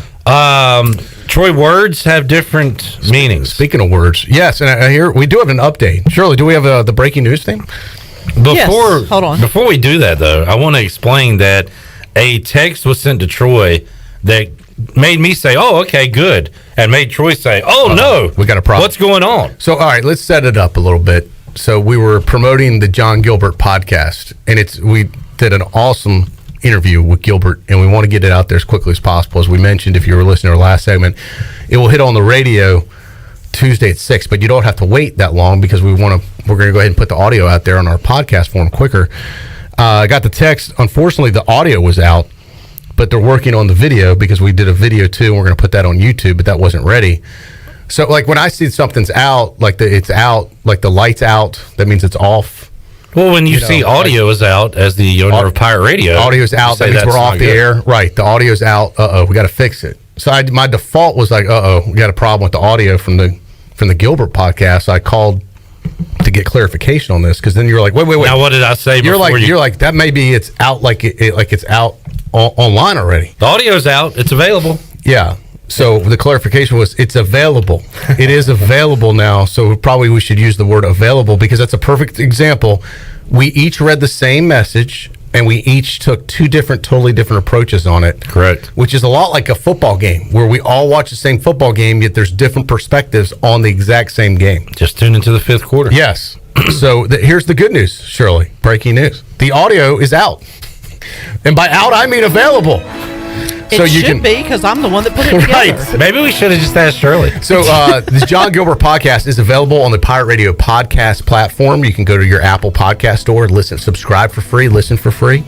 You can also, if you're not with Apple or a part of the Apple podcast platform, we'll have it on SoundCloud for you Android users. We haven't forgotten you either. Mm-hmm. So that's you can either get it on SoundCloud or Android, available now, right now, or after this show. Wait till after this show.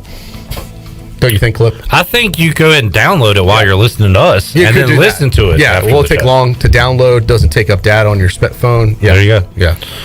All right, so that's good stuff. Troy D and John Gilbert Pirate Radio podcast. There's another one in the hopper, Troy D. Jeff Charles has with a wrestler that I'm looking forward to. Yeah, this guy's so these podcasts continue to drop, and I got a special one coming up potentially. That's next right. week. I got the. I haven't talked to this guy on the air in probably over a year, but I get more questions. Probably one of the most requested guests we don't have on regularly. Burglary. That was a total burglary. Yeah. Right there. So who is this guest? It is my dad, Lee D. So my dad is going to come in for a rare in-studio visit. And we're going to do that's an all-time. We're going to have a sports-related podcast because I was fortunate to do a lot of cool sports things with my dad. So we're going to talk about that, get his perspective on sports and some of the cool things that we were able to do. I have not seen him in a while. When you told me about that, Troy, the first thing I thought of was, man, we really got to have another Pirate Radio party this year. We missed it last year because one of the million things I like about it is hanging with Lee D. He comes every year. At the pre-party. Yeah. Yeah. And talking to him, talking sports, talking life. Yeah. My dad, who is not a big party guy and doesn't normally stay up late, is mad if I don't let him know, like get him the VIP invite and, get him all the details as soon as we have it all put together. He works the room. He loves it. Everyone. Yeah. It's like he's like the party guy. So who is this guy? I need him. I need a party, and I need him there. Yeah, coming up. So he'll be here Monday. I'm actually going to have him be a part of the staff meeting. I think that'll be fun. We should video this for content. Will he be reading from the? Hey, don't give away all the secrets, Cliff. I think the tradition that we do to end the meeting, I think he should do it. Yeah, we will. Okay. Absolutely. Yeah, that's a given. Okay. Yeah, we've got some. In fact, I think he's got enough words of wisdom. We'll just go off his head. He doesn't even need a book, right. Really. His knowledge is book worthy in his head. All the words of wisdom. Yeah, he just go off the cuff. Yeah, we have this positive book that we read quotes from. Hey, don't tell anybody. Oh, sorry. Well, it beats the negative book that I used to bring in. At Ellerbe, trying to keep it positive. Yeah. But no, we'll just let Lee D. I'll tell him to bring a good one for the meeting. Freestyle it. So think about it ahead of time too. That'll be good. Troy, back when I was your age, Clipper. Can't wait to hear what's coming after that. Yeah. Troy needs some Bears news today. Yeah, I saw this. I heard they hired Pee Wee Herman. Oh, it was Tom from Texas. Tom Herman. Okay. Yeah, it might have been as good to get Pee Wee Herman. As an analyst, come on. Now the NFL needs analysts. So all I saw was Bears. That's such a college move right there. Hire Tom Herman. I didn't know until Shirley said it. Special projects. So is he handling like the PowerPoints? Well, here's the special project you need, Bears. Get a GD quarterback signed already. That's your special project. You guys haven't signed Russell Wilson? They're working on it. Did I show you the latest picture? No, and I don't need to see it. I think I saw the picture that I believe that you're talking about. You sent me 2 Photoshops over the weekend. Yeah, I got a new one. It looked even better. I think Shefty put it out there. Shefty's in the Photoshop game now? Yes. Look, he put this. That was one. This was on ESPN. It was a Russell Wilson. Do you like the look? Do you think it's a good look? It looks like he's the quarterback. He's got the look. They can't see it. But what about Deshaun Watson? Are you out of the? I don't know how realistic that is. I think Well, who's asking? I guess his asking price is a little bigger, but Russ is still going to be a pretty big asking price. I'd be happy with either one of those guys. And either one of those guys would be a game changer. Scott brings up a good point. Alex Smith is going to be available soon, Troy D. He can be yours for a low price. Yeah, well, you know what? our quarterback? Right now, I'd take him over Trubisky. Are you kidding? I'm not kidding. Man, I don't know. He's rehabilitated. He needs a second chance. Okay. We should swap. I would rather probably have Trubisky than Alex Smith. Then take Trubisky, and I'll take Smith. I think that's almost a fair trade. Trust me, I'm not making the decisions in Washington. Yours would be better. Isn't there a TV show like Wife Swap? Yeah. They should do quarterback swap. That's a great idea. Yeah.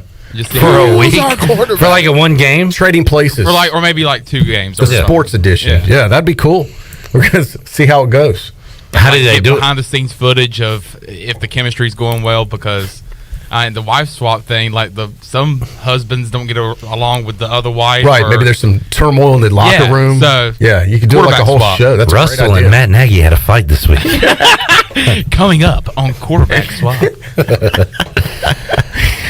I love it. Troy D and I both looking for QBs as we head into 2021. We're running. I feel like too. I don't know, man. I just feel like we're running out of time, even though I know we're not. Nah, you got plenty of time. I know. I'm just getting a little panicky. Yeah, still got the draft, free agency. There's still a lot of time. Well, they screw up the draft clip. You don't want to talk about the draft. We're not drafting a quarterback. All right, we need to make somebody a winner. We need to open up the Pirate Radio booty bag. Booty, booty, booty, booty, booty everywhere. Booty, booty, booty, booty, booty everywhere. All right, Shirley Rhodes, what are we going to give away today? A $40 gift card courtesy of Familia. Wow. That is awesome. I've had Familia 2 out of the last 4 evenings. Wow. So What'd you get? Did you say wow too? Yeah, a double wow. Yeah. So I went on the way home Thursday. I wanted the special. Oh, I told you about that when I wanted who was here? No, I told Tony Dunn, I guess. I wanted the special. They were out of the special. Like, that's when you know it's good, right? Yeah. Like, we're out of, we served so many. We're out of the special. It was a special manicotti. Okay.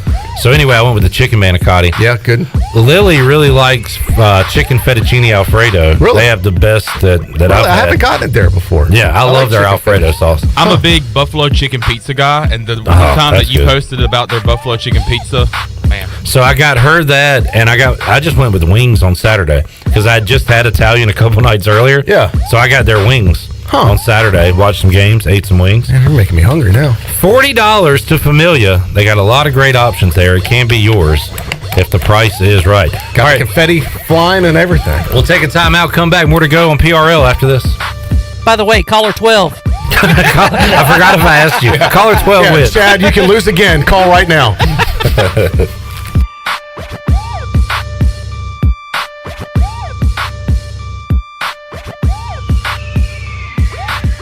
The convenience of Pitt Greenville Airport is waiting just outside your front door. Service is back, so you're connected to destinations worldwide through flights from American Airlines. Plan your next trip. Book your flights today at flypgv.com or aa.com. Whether you're flying for business or for pleasure, enjoy the friendly convenience of flying from your local airport to get you where you're going and then home again safely. For your next trip, remember, American Airlines is back at PGV. Book today at aa.com. Pitt Greenville Airport, where the Pirates fly.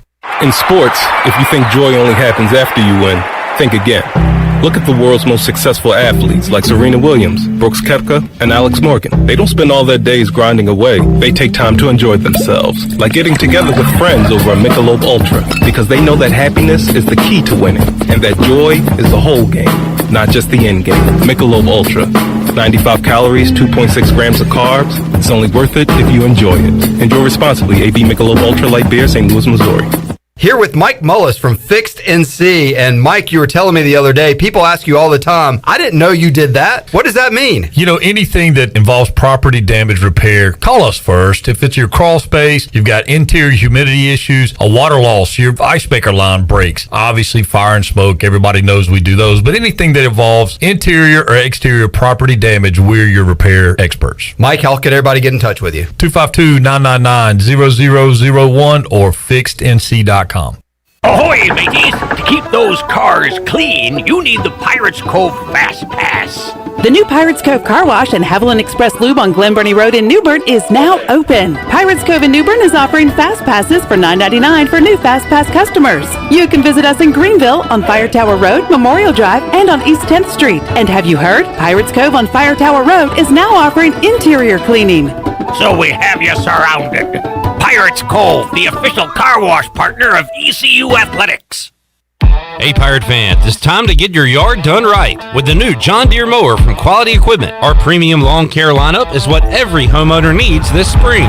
A John Deere will change the way you mow with easy-to-use attachments, effortless steering, and intuitive controls. Right now, save up to $700 on X300, X500, and X700 series mowers. Learn more at QualityEquip.com and get quality done right. Offer ends 3/1/21. Some restrictions apply. See dealer for details. UBE and PirateWear.com are proud to offer the Pirate Nation its largest inventory ever. Brand new Adidas is arriving daily, along with Under Armour, Columbia, and Russell Athletic. UBE is loaded with cargo, and new items are being added daily to PirateWear.com. Be sure to check out our children's store, The Crow's Nest, for all of your young pirates. UBE and PirateWear.com, an ECU tradition for 50 years. Go Pirates! Chico's Mexican Restaurant is the home of the best margaritas. Grab your amigos and head to Chico's every Tuesday for the Gulp of Mexico. A huge 46-ounce lime margarita for only $6.99. On Thursdays, relax and enjoy half-price pitchers of Chico's house margaritas. Choose from lime, strawberry, blood orange, raspberry, or peach. For Mexican food and fun, it's got to be Chico's in downtown Greenville, and now available through DoorDash, featuring a half-gallon of the famous margarita mix to go for only $9.99. Chico's, where the fiesta never ends. Been pulled over for speeding and written a ticket? Then you need to call O'Neill's Speedometer Service in Greenville. O'Neill's can calibrate all vehicles for speeding tickets. All-wheel drives, no problem. 18-wheelers, no problem. Motorcycles, no problem. O'Neill's can also repair instrument gauges that have stopped working. Whether you drive a Ford or GMC, Greenville's trusted speedometer shop for over 30 years is O'Neill's. Call today for repairs or calibration work at 756-5050. O'Neill's Speedometer Service. Go Pirates. Hey everybody, this is David Glenn, and you're listening to my favorite station in Eastern North Carolina, Pirate Radio, the voice of the Pirate Nation.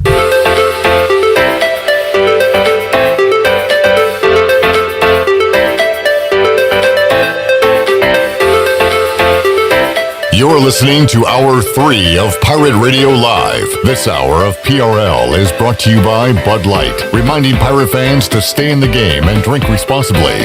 Bud Light, the official beer of the ECU Pirates, and proudly distributed by Carolina Eagle Distributing since 1989. Now, back to the show. Welcome back, and congratulations to now retired UPS Joe of Greenville. Picked up a $40 gift card to Familia. Get your sports weekend started at Familia. Every Thursday, Familia has $2 drafts all day.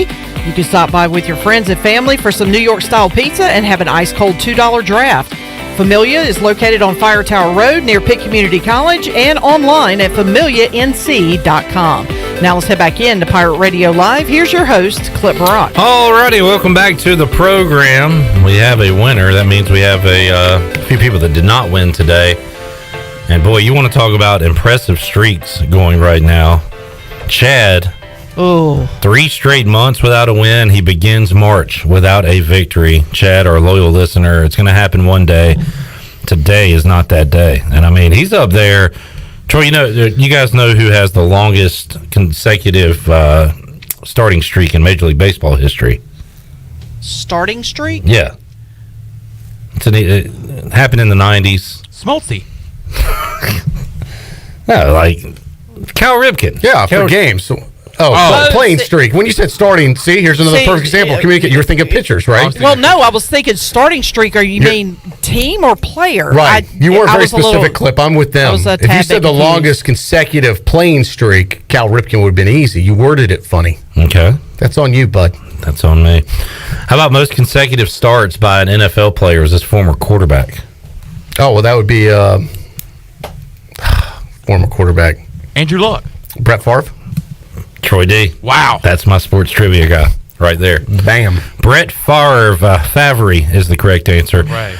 Chad is on the the winless streak right now. He's on the watch list, though. His time to shine. He's getting close. He was caller 10. You're putting him on the Pirate Radio winners watch list? Yes, He's on the bubble. He's on the Troy D winner watch list. He's on the outside looking in. That's the next 4 out. He's going to be one of my first 4 in. He's got to get in. Right. But, He's got potential to be one of the next 4 He basically has to win every single conference tournament game to go to the dance. It's going to be tough for him, but Troy D, you think he wins in March? I think it could happen. You think the streak ends? Yeah, All right. I think it could be a little March miracle. Are you ready for some brackets? Not really. You're in the Ellerbe camp. I'm not feeling it right Just now. not feeling. I think maybe by the time mid-March rolls around, I'll get more into it. It's just such a weird time right now. High school football just kicked off. You've got basketball still going on, but then like it's been on pause here at ECU, so I've kind of been like you, I haven't been paying attention to it as much. That takes you away from it. So I've been on pause. I don't know, man. Maybe I'll Troy D is on a pause. Yeah. Can you put out the release when you're off your basketball pause? Self-imposed basketball pause. Should put out. Like I really kind of after the Houston win, I kind of retired from basketball this year. You're going out on a high Yeah, note? it's like that's our one shiny moment. I don't want anything else to happen. Maybe we should have just ended the season right then. All right. End on a high note. It was our walk-off moment. I like it. Yeah, but we're actually going to have a couple more games. Yeah, coming up Thursday night, Pirates will be in Minges. That is a one that Troy D may not see the end of. 9:00 tip-off. Well, you know what? It's funny you mentioned that clip. I'm threatening to actually attend that game. Who are you threatening? ECU officials. Jody Jones. I'll do it. No, I haven't actually been able to go in person yet, and I think I'm going to go try and cover it for us Wednesday night. The last time I was supposed to cover the game Wednesday was the Houston game, and I ended up opting out, not going, and I regret it. Wow. So maybe you should do the same this time, and they'll win. Well, depends. Yeah. I guess you're right. But so this is a good time because at 9:00 I could do whatever I need, get dinner out of the way, run any errands, and you still have time to take a nap and then go out. Yeah, okay. I like the way you look at it. So positive spin. And I feel like that way I can come in Thursday, talk to you about the experience, the environment. I will be, the game is Thursday. Oh, I was thinking it was Wednesday. No. Oh, I'm out. No, I'm just kidding. Thursday, 9 p.m. I'll still probably go. I believe I'll be on the... totally think it was Wednesday. I'll be on the mic for that one, I think. Oh, really? Then we so. could have 2 people there. That's awesome. Yeah, we'll be covering it from every angle, folks. Yeah, and Jeff Charles, who's, with us every day. He'll be there. He'd be 3. Cy Seymour will be on the show this week. That's 4. All right. Friend of the Yeah, station. Stephen Igo, Ronnie will be there. Yeah. It's kind of like one person now, Stephen and Ronnie. They're just one guy. They should just merge. Yeah. They just need to make it Pirate Radio Coliseum. At this point, they should. We'll have the most media representatives there. Yeah. Pirates scheduled to play Thursday night, scheduled to play on Sunday as well. And then it's AAC tournament time, which I think begins next Tuesday, if I'm not mistaken, Troy. Be awesome. Totally awesome. Now, what is that? That was my weak attempt at Jim Rome. You doing Jim Rome? I know. It was bad. We went I'll leave it to the professionals. We went pretty hard on Jim Rome. I know. I thought Friday. the funniest part was Morgan getting all grumpy about it, who, by the way, does more impressions than anyone I know, who does great impressions, was getting mad because you guys were doing, guess what? Impressions. He was not... here's the deal with Morgan. He's not as long playing as along. he's doing the impression, it's okay. If other people do the impressions, doesn't like it. Real quick, I was wrong. The tournament begins next Thursday, March 11th. So What was that again? The AAC... No. You were what? Wrong. It's hard to say. I was wrong. Okay. Wrong. Just like hearing you say it. I was wrong. First round games Thursday, March 11th. Yeah, so Morgan did find out about 5 minutes prior to coming on that he was slated to do the Conley game Friday night. And in a full disclosure, I was working with the Conley folks because Rob Maloney, who usually does the game with Alan Vick, had a basketball conflict, so he couldn't be on. So that's part of the deal, right? With basketball, with everything going on at the same time. Normally, it wouldn't be an issue. Yeah, and they wouldn't have needed. And I was working with Richard Allsbrook trying to get. Tony Collins had a conflict. We were going to get Bryce Williams. He was out of town. Rick Smith was out of town. And then they thought of Morgan, which, by the way, I listened to Morgan. He did a great job. I want to compliment Morgan on his play-by-play skills because he ended up doing the play-by-play and Alan Vick did the color. But it was phenomenal. They did an awesome job with it. So for a guy that had no time to prepare, I thought it sounded like he's a pro. On top of his game. True pro. Yeah. Congratulations, by the way. You mentioned Bryce Williams. But I thought it was funny in the 5 o'clock hour how grumpy he was. Yeah, he was not into what we were doing. Which I thought was hilarious. Which, by the way, I thought was hilarious. An impressionist. You mean hilarious? Hilarious. You have an impressionist, and get this, you have an impressionist that gets mad when other people do impressions. Ridiculous. Phenomenal. If you want to hear about 3 hours of that, check out Friday's show. Oh my God. It got out of hand. I liked it. It was funny. It was fun. But then the best was Rome doing Morgan on the PA. Chandler. That was the one that put me over the top. Yeah. Right there. That was Ronnie Woodward's favorite. He, mentioned Chandler, that was great. Yeah. Right in his face. Where it is a first down. Pirates. Arg. Hilarious. That's when I lost it. Yeah. And you know that just got under Morgan's skin even more. Well, I did it That because lit the he's sitting fuse. there like, yeah. he's me, like, Chandler, Shirley, all cracking up. Oh, He's man. sitting there. and I'm like, all right. Congratulations to Bryce Williams. Maybe we'll get an update on this Wednesday. Apparently, he's going to get hitched, Troy did. I heard. I sent a message to Bryce over the weekend. Yeah. I know why he was busy, but yeah, congratulations getting engaged. I joked with him earlier. I said, I think everybody already thought you were married. True. Yeah. Because he talks about his girlfriend, his family. Well, he usually calls her the lady. The lady. I said, Bryce, you want to go to dinner tonight? Well, I got to check with the lady. See what the lady's doing. A big week for Bryce. It was his birthday on Wednesday, and then got hitched over the weekend. So I guess in many ways you could say he made the lady his lady. Officially his lady. Well done. Yeah. We'll talk to him coming up Wednesday. God, now she's Radio the Live. old lady. Yeah. Golly, gosh, I wonder how it went down. Yeah, I'd love to hear the old story. lady. Dadgum, she said yes. I dropped to my knee and said, dang. I dropped to my knee and I was still 3 feet taller than her. I looked down at her. All right, let's get our final break in. We'll come back and wrap up today's edition of Pirate Radio Live. We're back after this.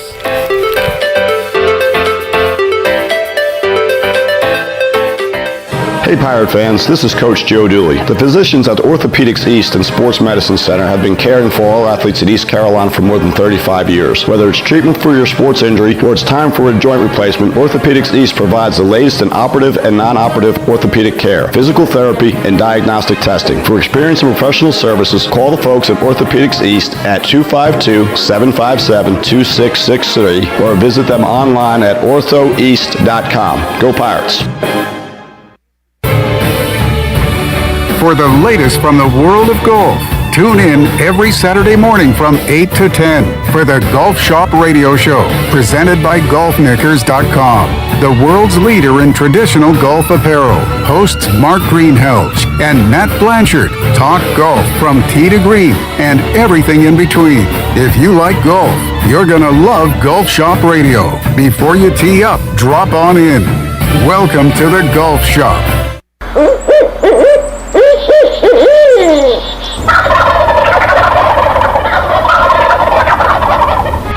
Join us for the first annual North Carolina Strut Masters Championship on Saturday, April 10th. Presented by Crescent Tools. Brought to you by Mountain Dew, Yeti, Sam Jones Barbecue, Spring Hill Outfitters, and Nomad. Compete against some of the best turkey hunters in the country, like Michael Waddell, Hal Schaefer, and Nate Hosey. Live performances by Nate Hosey and much, much more. Registration now open for two-man teams at ncstrutmasters.com. Teams with the top scoring birds will win big cash prizes, up to $15,000. The tournament is open to residents and non-residents that have access to hunt properties in North Carolina. Deadline to register is March 31st. Weigh-in is at R.A. Woods Farms, 39 Vanderford Thomas Road in Farmville, North Carolina. We'll see you there. You can paint these peaches purple!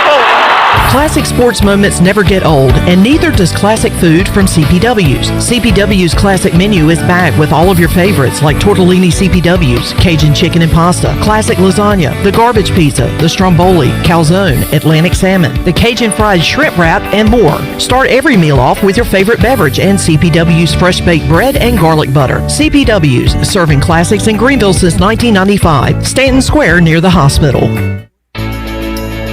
Every team knows that the two-point play can be a winning move. That's why I'm here. State Farm agent Timothy Sawyer and my team are here to help you go for two by combining your home and auto insurance. It's a great call that saves you time and money. So go for the win and score some savings by combining your home and auto. It's just another way we're here to help life go right. Call me, Timothy Sawyer, at 493-0002 today.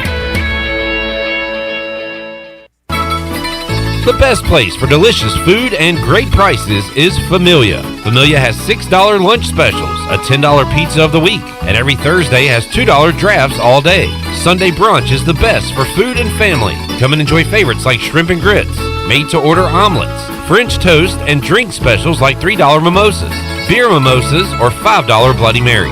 Familia, Fire Tower Road near Pitt Community College, and FamiliaNC.com. National Signing Day has come and gone, but that doesn't mean the recruiting news cycle is stopping. In fact, the Pirates still have their sights set on top targets in the transfer portal and have already turned their attention to the 2022 class.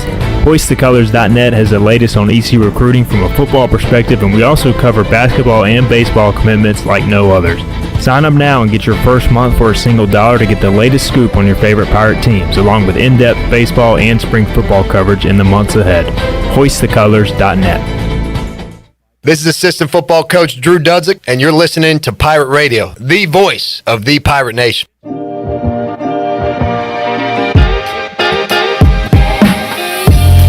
You're listening to Hour 3 of Pirate Radio Live. This hour of PRL is brought to you by Bud Light, reminding Pirate fans to stay in the game and drink responsibly.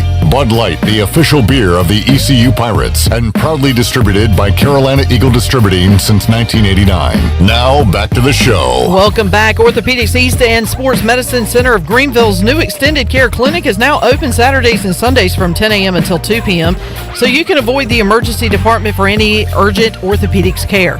For more information, call 757-2663 or visit orthoeast.com. Orthopedics East, providing services to Eastern North Carolina and the Pirate Nation for more than 35 years. Now let's head back in to Pirate Radio Live. Here's your host, Clip Rock. Alrighty, Shirley Rhodes, Chandler Honeycutt, Troy D here, wrapping up a Monday edition of Pirate Radio Live. Clip, as we sit here live, here's a stat to consider. Only 13 days away until daylight savings time. So by the time we sleep tonight and wake up tomorrow, we'll be 12 days away. It's getting close, and the clocks will spring forward, and we'll get an extra hour of sun in the evening. We'll be leaving the Pirate Radio studios with some sun outside. Yeah, and it's the sunset's now, like, it's a little overcast today, but it's 6 o'clock. The sunset's going down at 6. It stays light till probably about 6:30 or so. So in a couple weeks, less than a couple weeks from now, it'll be like 7:30. All right, stat to consider. It's awesome. Yeah. And it'll get to 8 o'clock. Happy March, happy spring, and then it'll continue to get later and later every day by a minute or two. Yep. Love it. It's rolling, Clip. Can you feel the excitement? Excitement time! Excitement time! Clip Rock. I'm glad that you're glad. When you're happy, I'm happy. I'm happy. I'm glad when people are glad. Yeah. I want everybody to be glad. Yeah. Shirley, you glad? Sure. Morgan Ehlers was not glad that we were glad the other day on the show. Hilarious. Phenomenal. Ridiculous. Morgan Ehlers. Grumpy. Arugula. Wanting to do Macho Man, but not Jim Rome. Classic. Classic. Troy D, enjoyed it? Good seeing you. Be back with you Thursday. That sounds like a plan. We'll see you at Chandler, Shirley Rhodes on Tuesday at 3 o'clock for an all-new edition of Pirate Radio Live. So long, everybody. Thanks for listening to Pirate Radio Live, an exclusive presentation of the voice of the Pirate Nation. This is Pirate Radio, WGHB Farmville, 1250 and 92.7 FM Greenville, WDLX